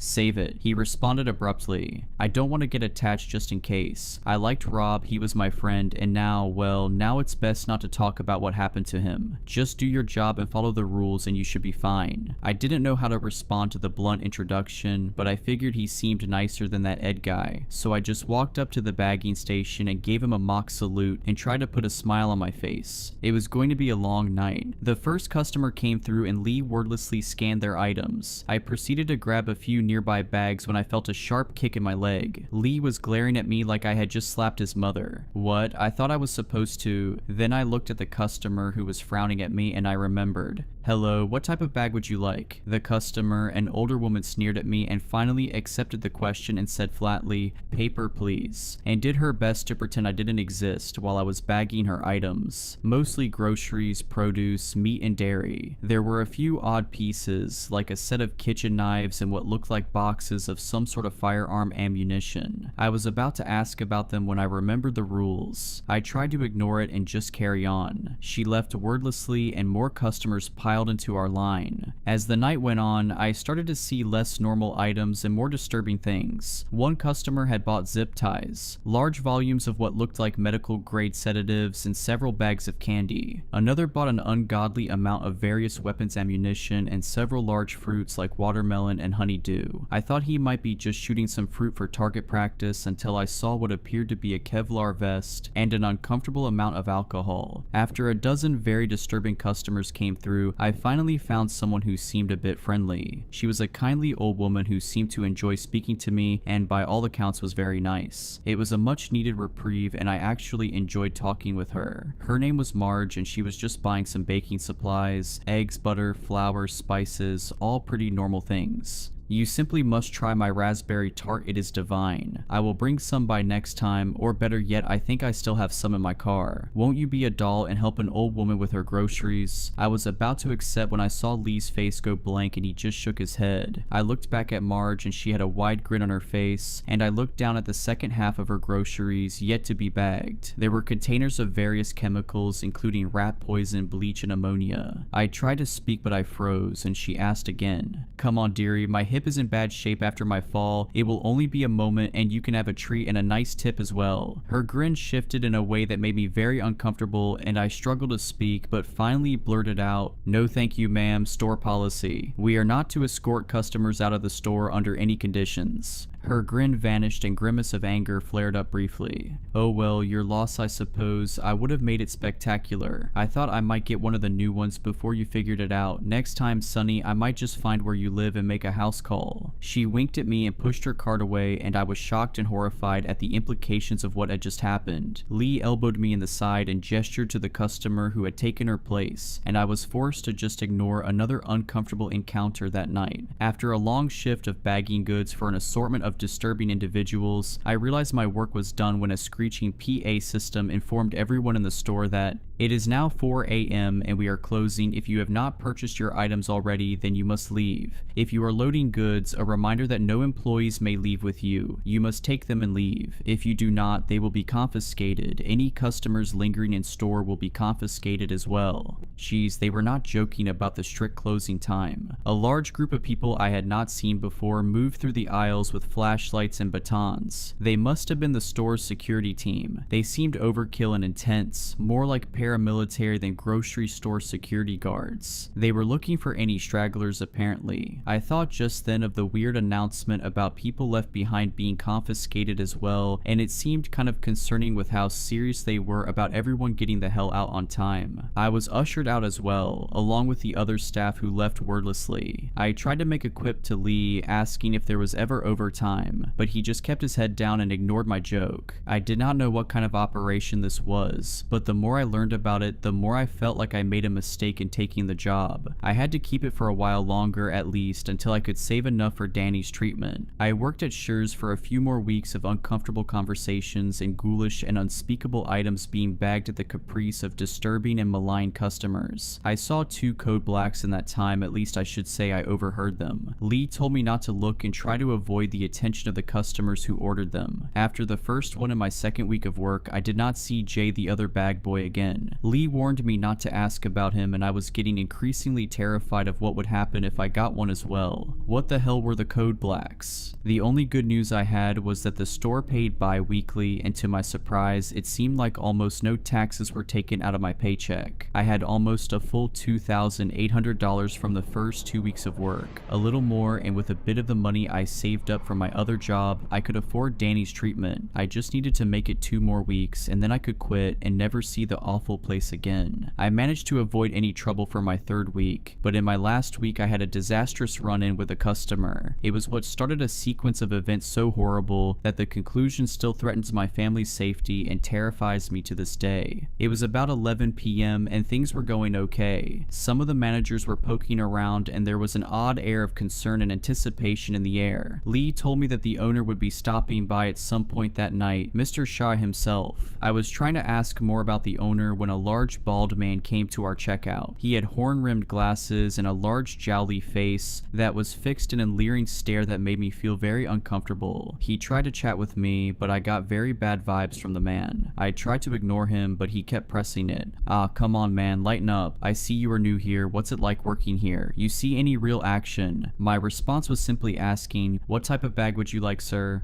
"I will show you my bag if you show me yours," he said, then let out a belly laugh that almost knocked his glasses off as he kept smiling at me with a sick gleam in his eyes. After a moment he finally said, "Plastic's fine I suppose, just trying to lighten the mood. You look tense like you could use a break." I ignored him while bagging copious amounts of junk food. A pair of pliers, lube, condoms, and various chemicals like bleach and OxyClean. I had become slightly inured to the worst of the colorful characters and the concerning wares they purchased, but this one seemed particularly loathsome. "Yeah, you could definitely use a break. Hey, I know, I can give you a little pick-me-up in my car. I am right outside, help me take this stuff out and I'm your huckleberry." I couldn't even formulate a response. I couldn't think over my skin crawling away to another zip code. I resolved to just fall back on the rulebook line and proceeded to inform him that we are not allowed to leave the store with customers for any reason. To my horror and disgust, this one did not let the matter go. "Ah, come on, you're just playing hard to get. Seriously, I'm sure I can pay you more than these people. Come on, what do you say? Come on out and we can talk about it." I repeated the rules again while bagging the last of his items, but he would not let it go. "Hey, listen to me, you little nobody. You think you are too good for me? You think you are some kind of hot crap? Huh? Well, you are coming outside now. No one ignores me like this. I have a special treat in store for stubborn pricks who don't listen to me." His face was bright red and he was practically spitting the words at me. I panicked at first, but then I remembered the button by the bagging station. I pressed it discreetly while trying to hold my ground, shrinking slightly back to the vile tirade of the deranged individual. I took a step back and he moved forward, looking like he was going to grab me. To my surprise, a large gloved hand fell on his shoulder. I looked behind him and a nearly 7-foot tall man clad in a weird cross between police riot gear and military-grade armor was holding him back. The customer turned around and started to yell at security. "Do you pricks know who I am? I know the owner. You will all be sorry you crossed me. I am going to..." And a sickening crunch was heard, followed by the man going limp. The guard holstered a now bloodied security baton and bent down over the dazed form of the customer. His eyes were glazed and he likely had a concussion, but he was still conscious and tried to speak when the security guard seized him by the throat and hoisted him back to his feet. The customer tried to whimper out a soft and confused sounding "Wait," before he was punched so hard in the chest, I thought I heard his ribs break from where I was standing. The helmeted face of the guard turned to me, looked me up and down and asked, what type of bag was he using? I had no idea what that had to do with anything, but I answered on plastic. He was using plastic bags. I heard a chuckle under the mask and helmet of the guard, and he said, too bad he didn't pick paper. And the guard dumped out one of the man's bags. As he was trying to rise to his feet, the guard placed the plastic bag around the customer's head and tightened it. To my shock and horror, he proceeded to easily strangle him. I couldn't believe what I was seeing, and after a few moments it was over. I was speechless, and another guard came over and they took the customer's body on a stretcher to the back room. Benny, the store manager, had appeared out of nowhere and spoke to us. I am sorry you had to see that, but I am glad you are safe. We take threats very seriously here and know you all need to be safe in such dangerous times. That is why we keep this place safe. Safe from dangerous people like that. I trust what happened here will also be safe and secure with you, right? After all, we wouldn't want you endangered by anyone like that knowing where you live, right? He smiled at us and left to the back rooms. I understood the veiled threat and realized I would not be able to tell any real authorities or report on this madhouse. Despite that encounter, my night was not done yet and the worst was yet to come. Lee would not speak to me about what we both saw, and we tried to move on with the night and pretend what we saw happen didn't happen. It was getting close to 4 a.m. and we would be able to close soon. I was so close to being done with this place and getting out of there and home to my little girl. I just needed to hang on for a couple more days. There were only a few more customers lining up at the checkouts when something odd happened. A well-dressed man went to checkout number 2 and they shut off their light and said the scanner was not working anymore. It seemed fishy since it had been fine all night, but when the guarded looks and concerned faces flashed before me and then back at the well-dressed man, I realized that they might know something I didn't. My heart sank as I realized he might be one of those special customers. I looked over at Lee and he was visibly sweating and fumbling with the cash register. The man sauntered over to out checkout. He had a small basket with what looked like fine sewing thread, thimbles, and tailoring articles. It also contained a hacksaw, a plaster cast, and several boxes of nails and rivets that seemed to clash with the sewing equipment. By itself, I did not think anything of it and I relaxed a bit. Lee was pale and wordlessly scanned the small items he had. After they came down the conveyor, the man turned to me, tipped his hat, and introduced himself. Good evening, my friend. My name is Henry Jaspin. I work for a little antique cloth shop and I'm here to get some materials. I relaxed a bit more. This did not seem too strange. I proceeded to ask, what type of bags would you like today, Mr. Jaspin? Well, my good fellow, I should think paper for the small bits you see here. Indeed, I found all the tailoring kit I need to make work anyone would be proud of, but what I really need today are some raw materials. So the bag I really need will be a body bag tonight, preferably the larger variety. My mind was racing, my heart was pounding. Did he just say he needed a body bag? I was about to ask him to repeat it when it dawned on me. The rules had said, a special bag request, you will know it when you hear it. I realized I had just encountered my first code black. I forced my trembling body to move and I pressed the black button under the bagging station. I heard an alert on nearby walkie-talkies. Code black on number 3. Confirmations were heard all around. There was a burst of motion near the back and I handed Mr. Jaspin his bag of smaller merchandise as Benny approached us. Good evening, Mr. Jaspin. He managed to choke out the words, seeming uncharacteristically nervous. Oh, Benny, don't worry, I know what I asked for, and though you are a big fella, I wouldn't dream of picking you. We go too far back. Besides, your skin is terrible. Can you imagine one of our suits on you? Mr. Jaspin let out a howl of laughter, and Benny followed suit with a nervous chuckle of his own. Your new employee, however, he has a nice strong jaw and broad shoulders. Not as much meat, though. He looked me over, and I was confused and terrified at the implication of whatever it was he was talking about. As he was eyeing me, Benny spoke up saying, of course, you are free to pick as you please, but if I could suggest an option, we just picked up a rather unruly fellow who was just processed a few hours ago and he is on the larger side. Perhaps he would be a good alternative.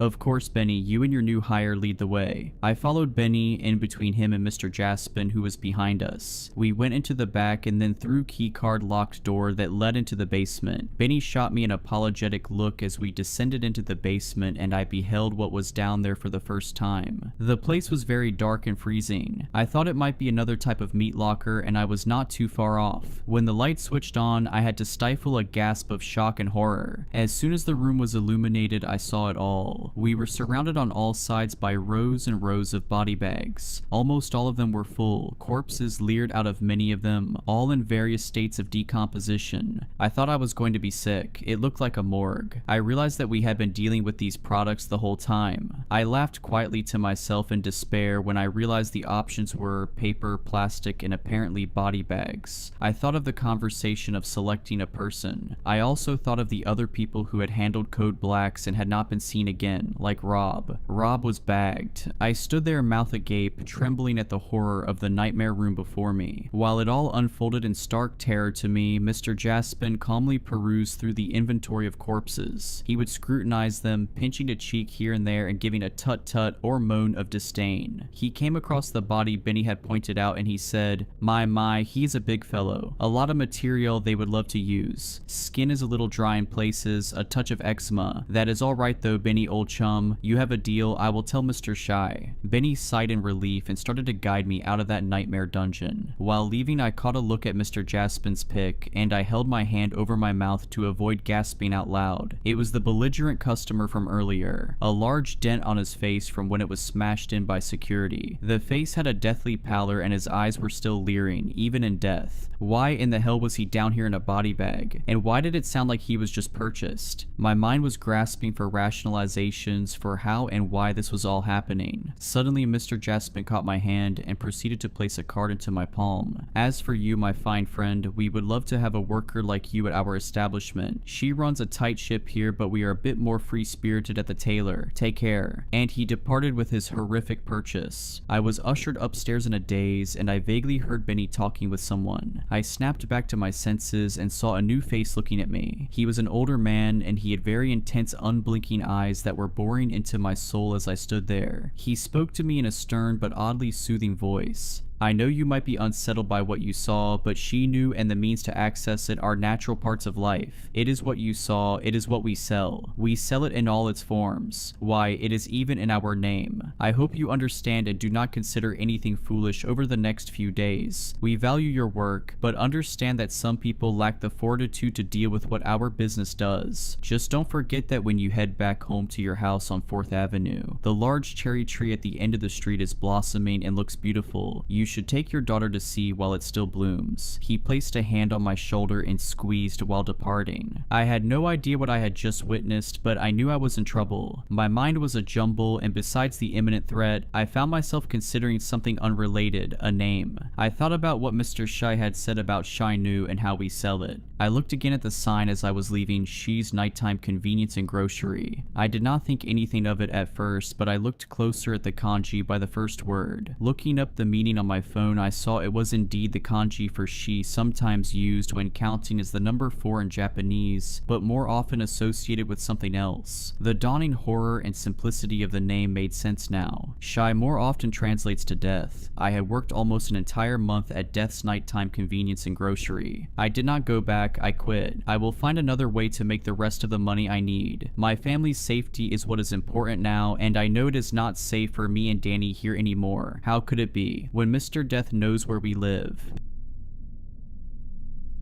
He turned up around 6 months ago. It was us students who noticed him first, since every day he'd walk past the town's high school at around the same time. The kids would be out in the yard, playing basketball and gossiping, would stop what they were doing to watch him stroll by. He never looked at us, but by God did we make a game out of looking at him. What got everyone was how he dressed. He didn't show a speck of skin. His entire body was covered with some piece of clothing. It looked like a kid who'd gotten into their parents' closet. Everything he wore was mismatched and tattered. Usually it'd be a long brown duster coat, tartan slacks, and a horribly stained shirt. Occasionally he'd throw in a scarf or a hat, or maybe a second coat under the duster. He wore gloves, sometimes leather, sometimes silk, and a tweed mask. His mask was hard to explain. It wrapped around his head perfectly with no visible seams or eye holes. We didn't know whether he could see or not, but he never had any trouble walking or crossing the road. I think it's the mask that really got people's imagination wearing. Some of the kids guessed he might have a rare skin skin disease. Others thought that he might have been a worker at the old chemical plant and was badly burned when the factory burnt down, but that would have made him at least 90 years old. A bunch of older kids spread the rumor that he was some sick serial killer laying low in our sleepy town, covering his face in case someone recognizes him from a wanted poster or breaking news bulletin. Everyone liked to propound from the sidelines, but no one had the guts to actually find out, not until tonight. It was the 26th of October. School had just ended for a week-long break and I was going to my first real party. I barely knew the guy whose house it was at, but I leapt at the chance of underage drinking. The night turned out great. We all had fun and managed to not throw up once. I downed a whole packet of apple-flavored chewing gum to try and mask the smell of alcohol on my breath from my parents, although I had a feeling they'd be able to tell anyway. Me and 3 close friends left the party just before 11 and set off staggering home. We passed my friend Luke's house first. As he walked up to his front door, a light came on and his mother stepped out, her face contorted with pure anger. We laughed at Luke and stumbled on our way as he realized he mixed up the dates and forgot to tell his parents he was going out tonight. Me, Shane, and Rowan kept messing around as we navigated our way back home. Shane's house was next, and since I lived so far out, I was planning on having a sleepover at Rowan's. We turned a corner, still laughing from a joke we made a block ago, and saw someone. All 3 of us crouched behind the fence, peeping out from behind to confirm our suspicions. Walking down the middle of the road was the masked man. He was in his usual getup, only he'd taken off his gloves. We all squinted to try and get a better look. The only light we had came from a pathetic, constantly buzzing street lamp, but we were desperate to finally see what he's been hiding. All of a sudden he turned and began walking up to a house. He stepped up onto the porch and opened the door. Just as he walked inside, we could see him slowly take off his mask and then the door slammed shut behind him. The 3 of us looked at each other, all thinking the same thing. The mystery of what the masked man looked like was still a mystery. He had his back to us and even in perfect daylight we wouldn't have been able to make his face out. The first one of us to commit our thoughts to speech was Shane. He told us, pumping out his chest, that he was gonna go see which of the rumors was true. He said he had a plan, and before me or Rowan could say anything, Shane was already halfway across the street. We looked at each other and followed him, coming up to the masked man's old house. It was noticeably more run down than the other houses on the block. The paint was peeling, the gutter had almost fallen down, and an upstairs window had been shattered. The 3 of us stood around the front door, keeping our voices low as Shane explained his grand plan. He said he was going to simply knock on the front door. When the masked man answered, he'd say, "Oh sorry, wrong house," and then just turn around and leave, but not before getting a good eyeful of him. We all thought that it was a flawless plan and egged him on as we took our hiding place behind a bush at the end of the masked man's property. As I got a good look at the house, I realized that I recognized it. My dad had this friend who had gone through a rough divorce. He slept in our spare room for a few weeks before he eventually won the house back in the court settlement. Around 6 months ago, he moved out of town without so much as a goodbye. I could remember when I was much younger him showing his car off to me. That thing was his pride and joy. I couldn't believe this was the same house. My thoughts were bisected by the sound of Shane rapping his knuckles on the front door. He turned to look at us and gave us a dumb grin and a thumbs up. I think he was about to crack a joke when the door opened. Standing at the entrance was the masked man. He'd taken off his mask as well as most of his clothes. That much I could make out as he was still shrouded in shadows. There wasn't a single light on in his house, and to me and Rowan he wasn't anything more than a silhouette. As we both tried to discreetly get a better look, Shane began stuttering out his excuse. Suddenly he stopped. There was a pause before he began to scream in a shrill pitch. We watched as the masked man grabbed Shane by his lower jaw and violently yanked him inside the house, the door slamming shut behind him. Me and Rowan looked on in shock. I turned to Rowan to ask him what we should do, but before I could speak, he was up and running to the front door. He started pounding on it and yelling expletives. I ran up behind him and yanked him away. I held him and asked if he was crazy. As he began mumbling a response, the front door began to open. We both bolted like a greyhound out of a trap and dived behind the corner of the house. We stayed there, holding our breath and waiting to meet the same fate as Shane. Eventually, Rowan found enough courage to peep around the edge of the wall. He didn't see anyone. He moved out a little further and saw that the door was still closed. I pulled him back and told him that we should call the police. He snorted and explained to me that they'd probably arrest us for underage drinking. We'd spend the night in some jail cell, and by the time we could explain ourselves, Shane would be dead. Before I could question his reasoning, Rowan walked over to a window, cupped his hands and peeked in. I sighed, frustrated, and asked if he saw anything. He was replying with a long, drawn-out no, when suddenly he yelped and crouched down. Seeing his reaction, I instinctively did the same. I crawled over to him and in a voice just below a whisper, I asked him what he'd seen. I could see the fear in his eyes as he told me that saw the masked man, now mostly derobed, walking out from what he guessed was a door to the basement. After that, Rowan started muttering to himself about how the masked man must have seen him. I knew that Shane, my best friend for as long as I could remember, was in the basement. My stomach churned thinking about what I had to do next. I held my breath as I stood and peered in through the window. I couldn't see the masked man anywhere. I nudged the window and my suspicions were confirmed. Like the front door, the window was left unlocked and slightly ajar. I tried to steady my breath as I pulled the window all the way open. Rowan looked at me in shock as I asked him to give me a leg up. Still, he complied. Once I was inside, I pulled him in after me. Before I did, he grabbed a fist-sized rock from the garden. For self-defense, he told me. The house was perfectly still. Every surface was covered in a thin veneer of dust. We both stood there for a second, trying to hear the masked man. There wasn't a sound other than the faint dripping of some faraway faucet. In what we thought was relative safety, we crept our way to the door the masked man had emerged from. I gently opened it and sure enough, I was met with a staircase descending into the impenetrable darkness of the basement. I didn't dare call out Shane's name in fear that he wouldn't be the only one who'd hear me. Instead, I began my way down the stairs, Rowan following right behind me. My mother had given me a small wind-up torch so I could make my way home safely at night, she said. I fished around in my coat pocket for it, my hand clutching the familiar metal just as I reached the bottom. I found the button and switched it on, finally illuminating the room. It took me a while to realize what I was seeing, but judging from Rowan's deafening scream, he knew right away. Shane was hanging upside down from the ceiling, a chained hook driven through both of his ankles. He had long, fresh cuts across his throat, wrists, and legs, which were all pouring with blood. The blood dripped down into a series of angled metal sheeting, which directed the flow into a steel trough. There were 4 other bodies hanging from chains, all serving the same purpose. Some looked like they'd been there for weeks. We both turned and ran. As we scrambled back up the stairs, my torch beam fell on the figure standing motionless in the doorway. We slowly stepped back down the stairs until we were at the bottom again. We froze, watching for any sign of movement. Suddenly, the figure began to lift slowly off the ground. In an instant, it shot down the stairs, flying through the air like it had been thrown. I dived out of the way, but Rowan wasn't as lucky. The thing piled into him and pinned him to the ground. As I got to my feet, I saw it run its black, claw-like fingernails across his neck. I screamed and the masked man turned to look at me. It lifted itself to its feet and lunged. I grabbed the rusted hook dangling from the chain above me and swung it. It plowed into the front of the thing's head, caving it in. It went limp. The momentum from swinging the hook almost made me fall backwards into the trough of blood. I steadied my footing and dropped down next to Rowan. He laid motionless. There was a gaping wound along the side of his neck and he didn't so much as gurgle. I knew there was nothing I could do. With tears streaking down my cheeks, I turned and began to somberly make my way up the flight of stairs. Out of the corner of my eye, I saw something move. I turned to look and saw the masked man yank the rusted claw out of its head and stand. It straightened itself and turned to meet my gaze. I ran frantically up the remaining steps. I could hear the thing let out an animalistic screech as it flew through the air behind me. I burst out of the basement and into the living room, making a clear dash for the front door. The masked man threw itself into me, sending me spiraling. I landed on a glass coffee table which shattered from the force. I lay in pain on a bed of broken glass as the creature that had killed my friends loomed. It dropped down on top of me and lowered its face agonizingly close to mine. It was now that I finally got a good look at what it looked like under the mask. The thing's face looked like a naked mole rat, bleached white with chemicals. Its eyes were a mess of tumors and scar tissue, filled with a black-purple pus festering in the sockets. The soft tissue of its nose and ears looked partially digested. The gums were black and oozing a mephitic ichor, lined with fragments of tooth bits. Its front 2 cuspids, however, looked perfectly maintained and began protruding even further out. They now looked longer than my index finger and as sharp as razor wire. I shoved a shard of glass deep into the thing's neck. It pierced clean through to the vertebrae, embedding itself. Black tar-like blood began to ooze, then spurt violently out of the wound. The masked man fell backwards, writhing around on the floor in pain. I staggered to my feet, limping to the front door before breaking into a half sprint. Afraid it would come after me, I ran straight to the next door neighbor. I began pounding in their door until I saw a light come on upstairs. I heard movement in the house and the door opened. Blinking the sleep out of his eyes and wearing a lime green bathrobe was Gary, my Sunday school teacher. He recognized me instantly and brought me into the safety of his home when he saw that I was drenched in blood. He laid a plastic sheet on a couch and told me to sit while he made tea. I sat and tried to catch my breath. I was still reeling from the night's events. Still, I felt safe in Gary's front room. It smelled like my grandma's house. I took out my phone and with a shaking finger tried to ring my mother. The kettle boiled and Gary poured my tea. He walked in from the kitchen, handed me the mug, and sat down next to me. We called the police and I spent the next few minutes trying to explain to him what had happened. Once I had, he seemed to go into shock. He just sat there, bound by my words. Eventually, he snapped out of it and slowly turned to look at me. He told me that I could go clean up in his downstairs bathroom, and I realized the state I must be in. He showed me to the bathroom and left me to wash myself. It felt good to scrub the fetid grime from my skin. I tried to avoid looking at myself in the mirror. I was drying my face with a hand towel when I heard a knocking at Gary's front door. I assumed it was either my mother or the police, and evidently so did Gary. The next thing I heard was his scream, followed by the door being thrown open. His screams were cut short and replaced with the bestial growl coming from what could only be the masked man. I turned to the bathroom door and frantically fumbled with the key, locking it. I dropped to the floor and curled up in a ball under the sink as I began to sob quietly to myself. I heard labored footsteps coming from the hallway. Within seconds, they were just outside the door. A low scratching noise came, followed by a thunderous pounding as the masked man tried desperately to break down the door. Its hinges rattled as wood began to splinter. The midsection buckled and split. I could hear the wailing of sirens as police cars neared as the masked man's hand crept from the hole in the door. It felt around for the lock as pus leaked from the soft flesh and exposed nerves surrounding its black-purple fingernails. I could hear vehicles pulling up outside as I watched it hook its talons around the key. It ripped it and the rest of the door handle from the wood, sending splinters flying around the room. A group of police officers made their way through the front door. One swore to God when he saw what was left of Gary. The bathroom door fell to the side. The masked man stood in the hallway, staring into my soul and priming its teeth, which began protruding even further from its gums. There was a deafening gunfire and I clasped my hands around my ears, screaming as I watched the masked man get shot maybe half a dozen times. It staggered back then dropped to all fours as the police opened fire again. It climbed up the wall and began crawling upside down along the ceiling. 3 officers gave chase as one barged his way past the broken bathroom door and took my hand, leading me out of the house. I saw my mother's car parked amongst the police cars. She stood next to it, crying as 2 officers tried to console her. She saw me and ran over, wrapping me in her arms. The police kept me a little while longer to take a witness statement. Eventually, my mother convinced them to let me come home with her. They agreed, took our address, and told us that they'd call around tomorrow morning to talk further. I climbed into the back of my mother's car as she began to drive. She was silent, letting me rest as we neared our home. Soon, the rows of houses were replaced with trees. I watched them go by as I felt myself drifting off to sleep. The last thing I can remember of that night was seeing a white blur, something keeping pace with the car just beyond the tree line.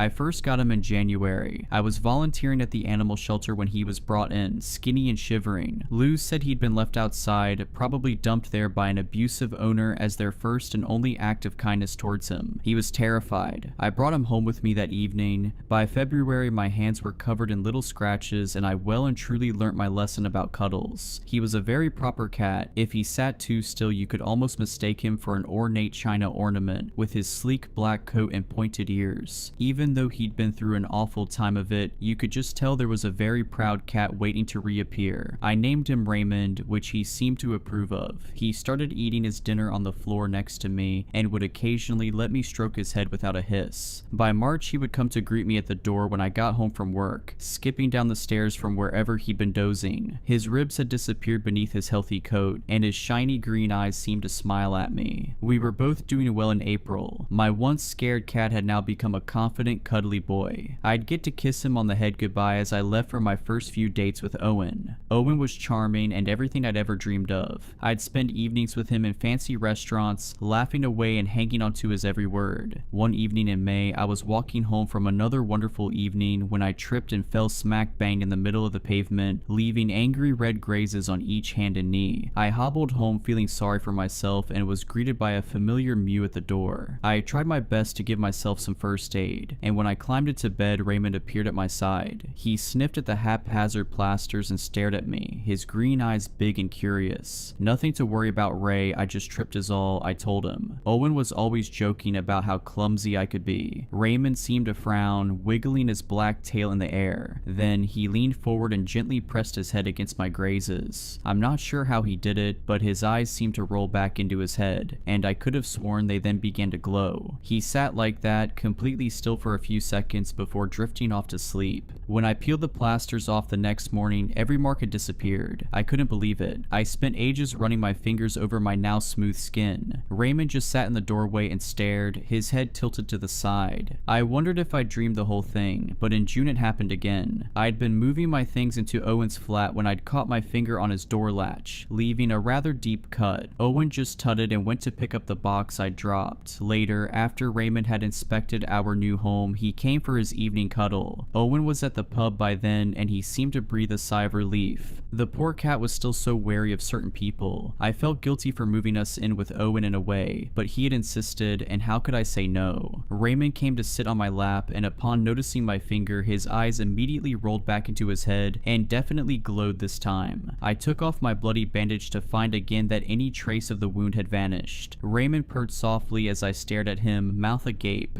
By the end of August, Raymond had healed a fair few scrapes and bruises for me. I'm ever so clumsy, of course, which Owen always ridiculed. If I'd known better, I'd have said he liked seeing me upset. Sometimes he would come home drunk and accidentally push me. On one occasion, he did this when I was cooking at the hob, and Raymond seemed to use all of his might healing my seeping burn. I spent an awful lot of time in pain and the rest lonely. I'd stopped volunteering at the animal shelter a few weeks before when Owen and I decided I should be working more hours to help pay the rent. I missed Lou and I missed my friends. We lived quite far from my parents too now, and I missed having friendly conversations that weren't just with Owen on a good day. I still had Raymond though. September went by in a bit of a blur. I found myself stuck in an unnerving state of trying to do everything just right. I would walk home from work slowly, savoring my time in the cold and the dark, but not too slowly, or Owen would question where I had been and with who. I didn't see anyone nowadays. I would make sure the dinner I made was exactly to Owen's standards, even though I knew that most of the time there would be a tiny, unseen detail that would set him off. He'd leave in a huff, taking my car to the pub round the corner. I'd sit in silence with Raymond while he was gone. I felt trapped. Raymond would give me a nudge or a purr, anything to get my attention, but I was frozen. I only moved again when I heard the door slam. I would look down at Raymond. He knew he was in for a long night too. In October on Halloween, things reached rock bottom. I was lying on the floor, staring at the ceiling when I heard Raymond gently push open the door. I'd been so worried about him. Owen had come home drunk again and almost tripped over Raymond, who was sleeping peacefully on the rug. I'd instinctively jumped up, rushing to keep my precious cat safe. Owen didn't like that. Now I was on the floor and I couldn't get up. I couldn't do much of anything anymore. "I'm sorry, Raymond," I whispered, feeling my lip begin to bleed again. I started to cry and the tears stung my swollen eyes. "I'm sorry I brought us here." He gently brushed his face against my blackened cheek, and I felt like dirt. My tears splashed against the cold floorboards. Raymond deserved so much more than being stuck with me. I couldn't even keep him safe. The door slammed suddenly. I had to grip my teeth to keep from screaming when my broken bones ground together as I jumped. Owen was home. His heavy footsteps dragged through the hall, the sickly smell of whiskey surrounding him like a storm cloud. He swayed as he came into the room. His bloodshot eyes quickly focused on me. He walked over and let out a chuckle, giving my snapped leg a swift kick. "Get up then," he sneered. Every muscle in my body was screaming at me to move, but the sharp pain in my chest pinned me to the floor. My breath was coming in shallow gasps, and my broken ribs felt like knives carving into my lungs. "Pathetic," Owen spat, "laying there, feeling sorry for yourself. This is your fault, it always is." Raymond began to growl beside me, but Owen ignored it. He dug his fingers into my swollen face. "You're completely useless now," Raymond hissed. Something had changed in him. His sleek black form, normally so calm, was now tensed. His muscles rippled beneath his fur and his green eyes honed in on Owen. They began to glow eerily under the flickering light. Owen laughed, releasing his grip on my jaw. "Oh, look at this. You're stupid, cat. He'll protect you." Before Owen could reach out for him, something in the air shifted. The pressure dropped and the room felt heavy. Raymond's growl deepened, sounding far more primal. His eyes weren't just glowing anymore, they were burning. Owen staggered back, his face contorting into confusion and then pain. "What the hell?" he he started, his words cut off by a scream. I could only watch, wide-eyed, as Owen's body began to jerk violently. His arm twisted, the bones snapping with a sickening crunch. He screamed again, the sound ripping from his throat as his skin began to stretch and split. Hot blood oozed from the cracks like lava. My own injuries, the burns, the broken bones, the bruises began to fade. I felt them peeling from my body as Raymond had done 100 times before, but this time he was putting them straight into Owen. His knees buckled as another snap echoed through the room. His leg was bent at an impossible angle, the flesh tearing as though he was being pulled apart from the inside out. Raymond, no, I whispered, but the word felt hollow. Could I even stop him? Did I even want to, really? The cat's gaze never left Owen. His tail flicked in a deliberate motion and Owen screamed again. This time it was louder, higher pitched as his ribs caved inwards with a wet, crunching sound. Despite everything that he'd done, I hoped that the alcohol was dulling some of the pain, at least a tiny bit. Owen convulsed as his spine twisted, vertebrae snapping like dry twigs. Blood sprayed from his mouth and his hands clawed uselessly in the air. He was reaching out for me. Over the next few minutes, I squeezed my eyes closed as I listened to every crack and snap. It was slow and deliberate. Raymond was savoring this. Finally, Owen collapsed onto his front. His body was barely recognizable, and a shudder racked through me as I realized it was a mirror image to how mine had looked only an hour before. His breath came in short, sharp gasps. He looked at me, trying to plead, his eyes wide with terror. He was a wounded animal. I don't know what came over me, but I looked over at Raymond and nodded. I looked away when my cat's jaw began to unhinge, stretching wider than it should ever be able to. I still heard, though, the sound of Owen disappearing into the gaping maw. I heard the crunch. When I turned back around, Raymond was a cat once more. He licked his paw and used it to wipe a drop of blood from his sleek head. There was no sign of the monster I had seen only seconds before. There was no trace at all of Owen. Raymond purred contentedly. It's December now and things are much different. My parents hug me goodbye on their way to work, and usually Dad makes me breakfast even when I insist I'm not hungry. He says I'm much too thin. In the evening we spend time together as a family, the wood burner crackling and Raymond sleeping soundly in front of it. I tell myself that I'm safe now, that it's over, but as I look at him sleeping there, I wonder what else he's capable of. I don't know if I'll ever feel like myself again. I don't really remember who she is. I have nightmares most nights. The sound of shouting will echo through my head, followed by the snapping of bones. My mom helps me talk about what happened. Well, most of it. The important thing is that it's all over. While I've been recovering, I've been trying my best to do some research. I'm still not 100% sure what breed Raymond is though. I just know that he's a very, very good cat. If you enjoyed these stories, please consider subscribing and liking this video. Let me know your thoughts of these stories in the comments below. I frequently talk to my viewers there. But anyways, I hope you were creeped out.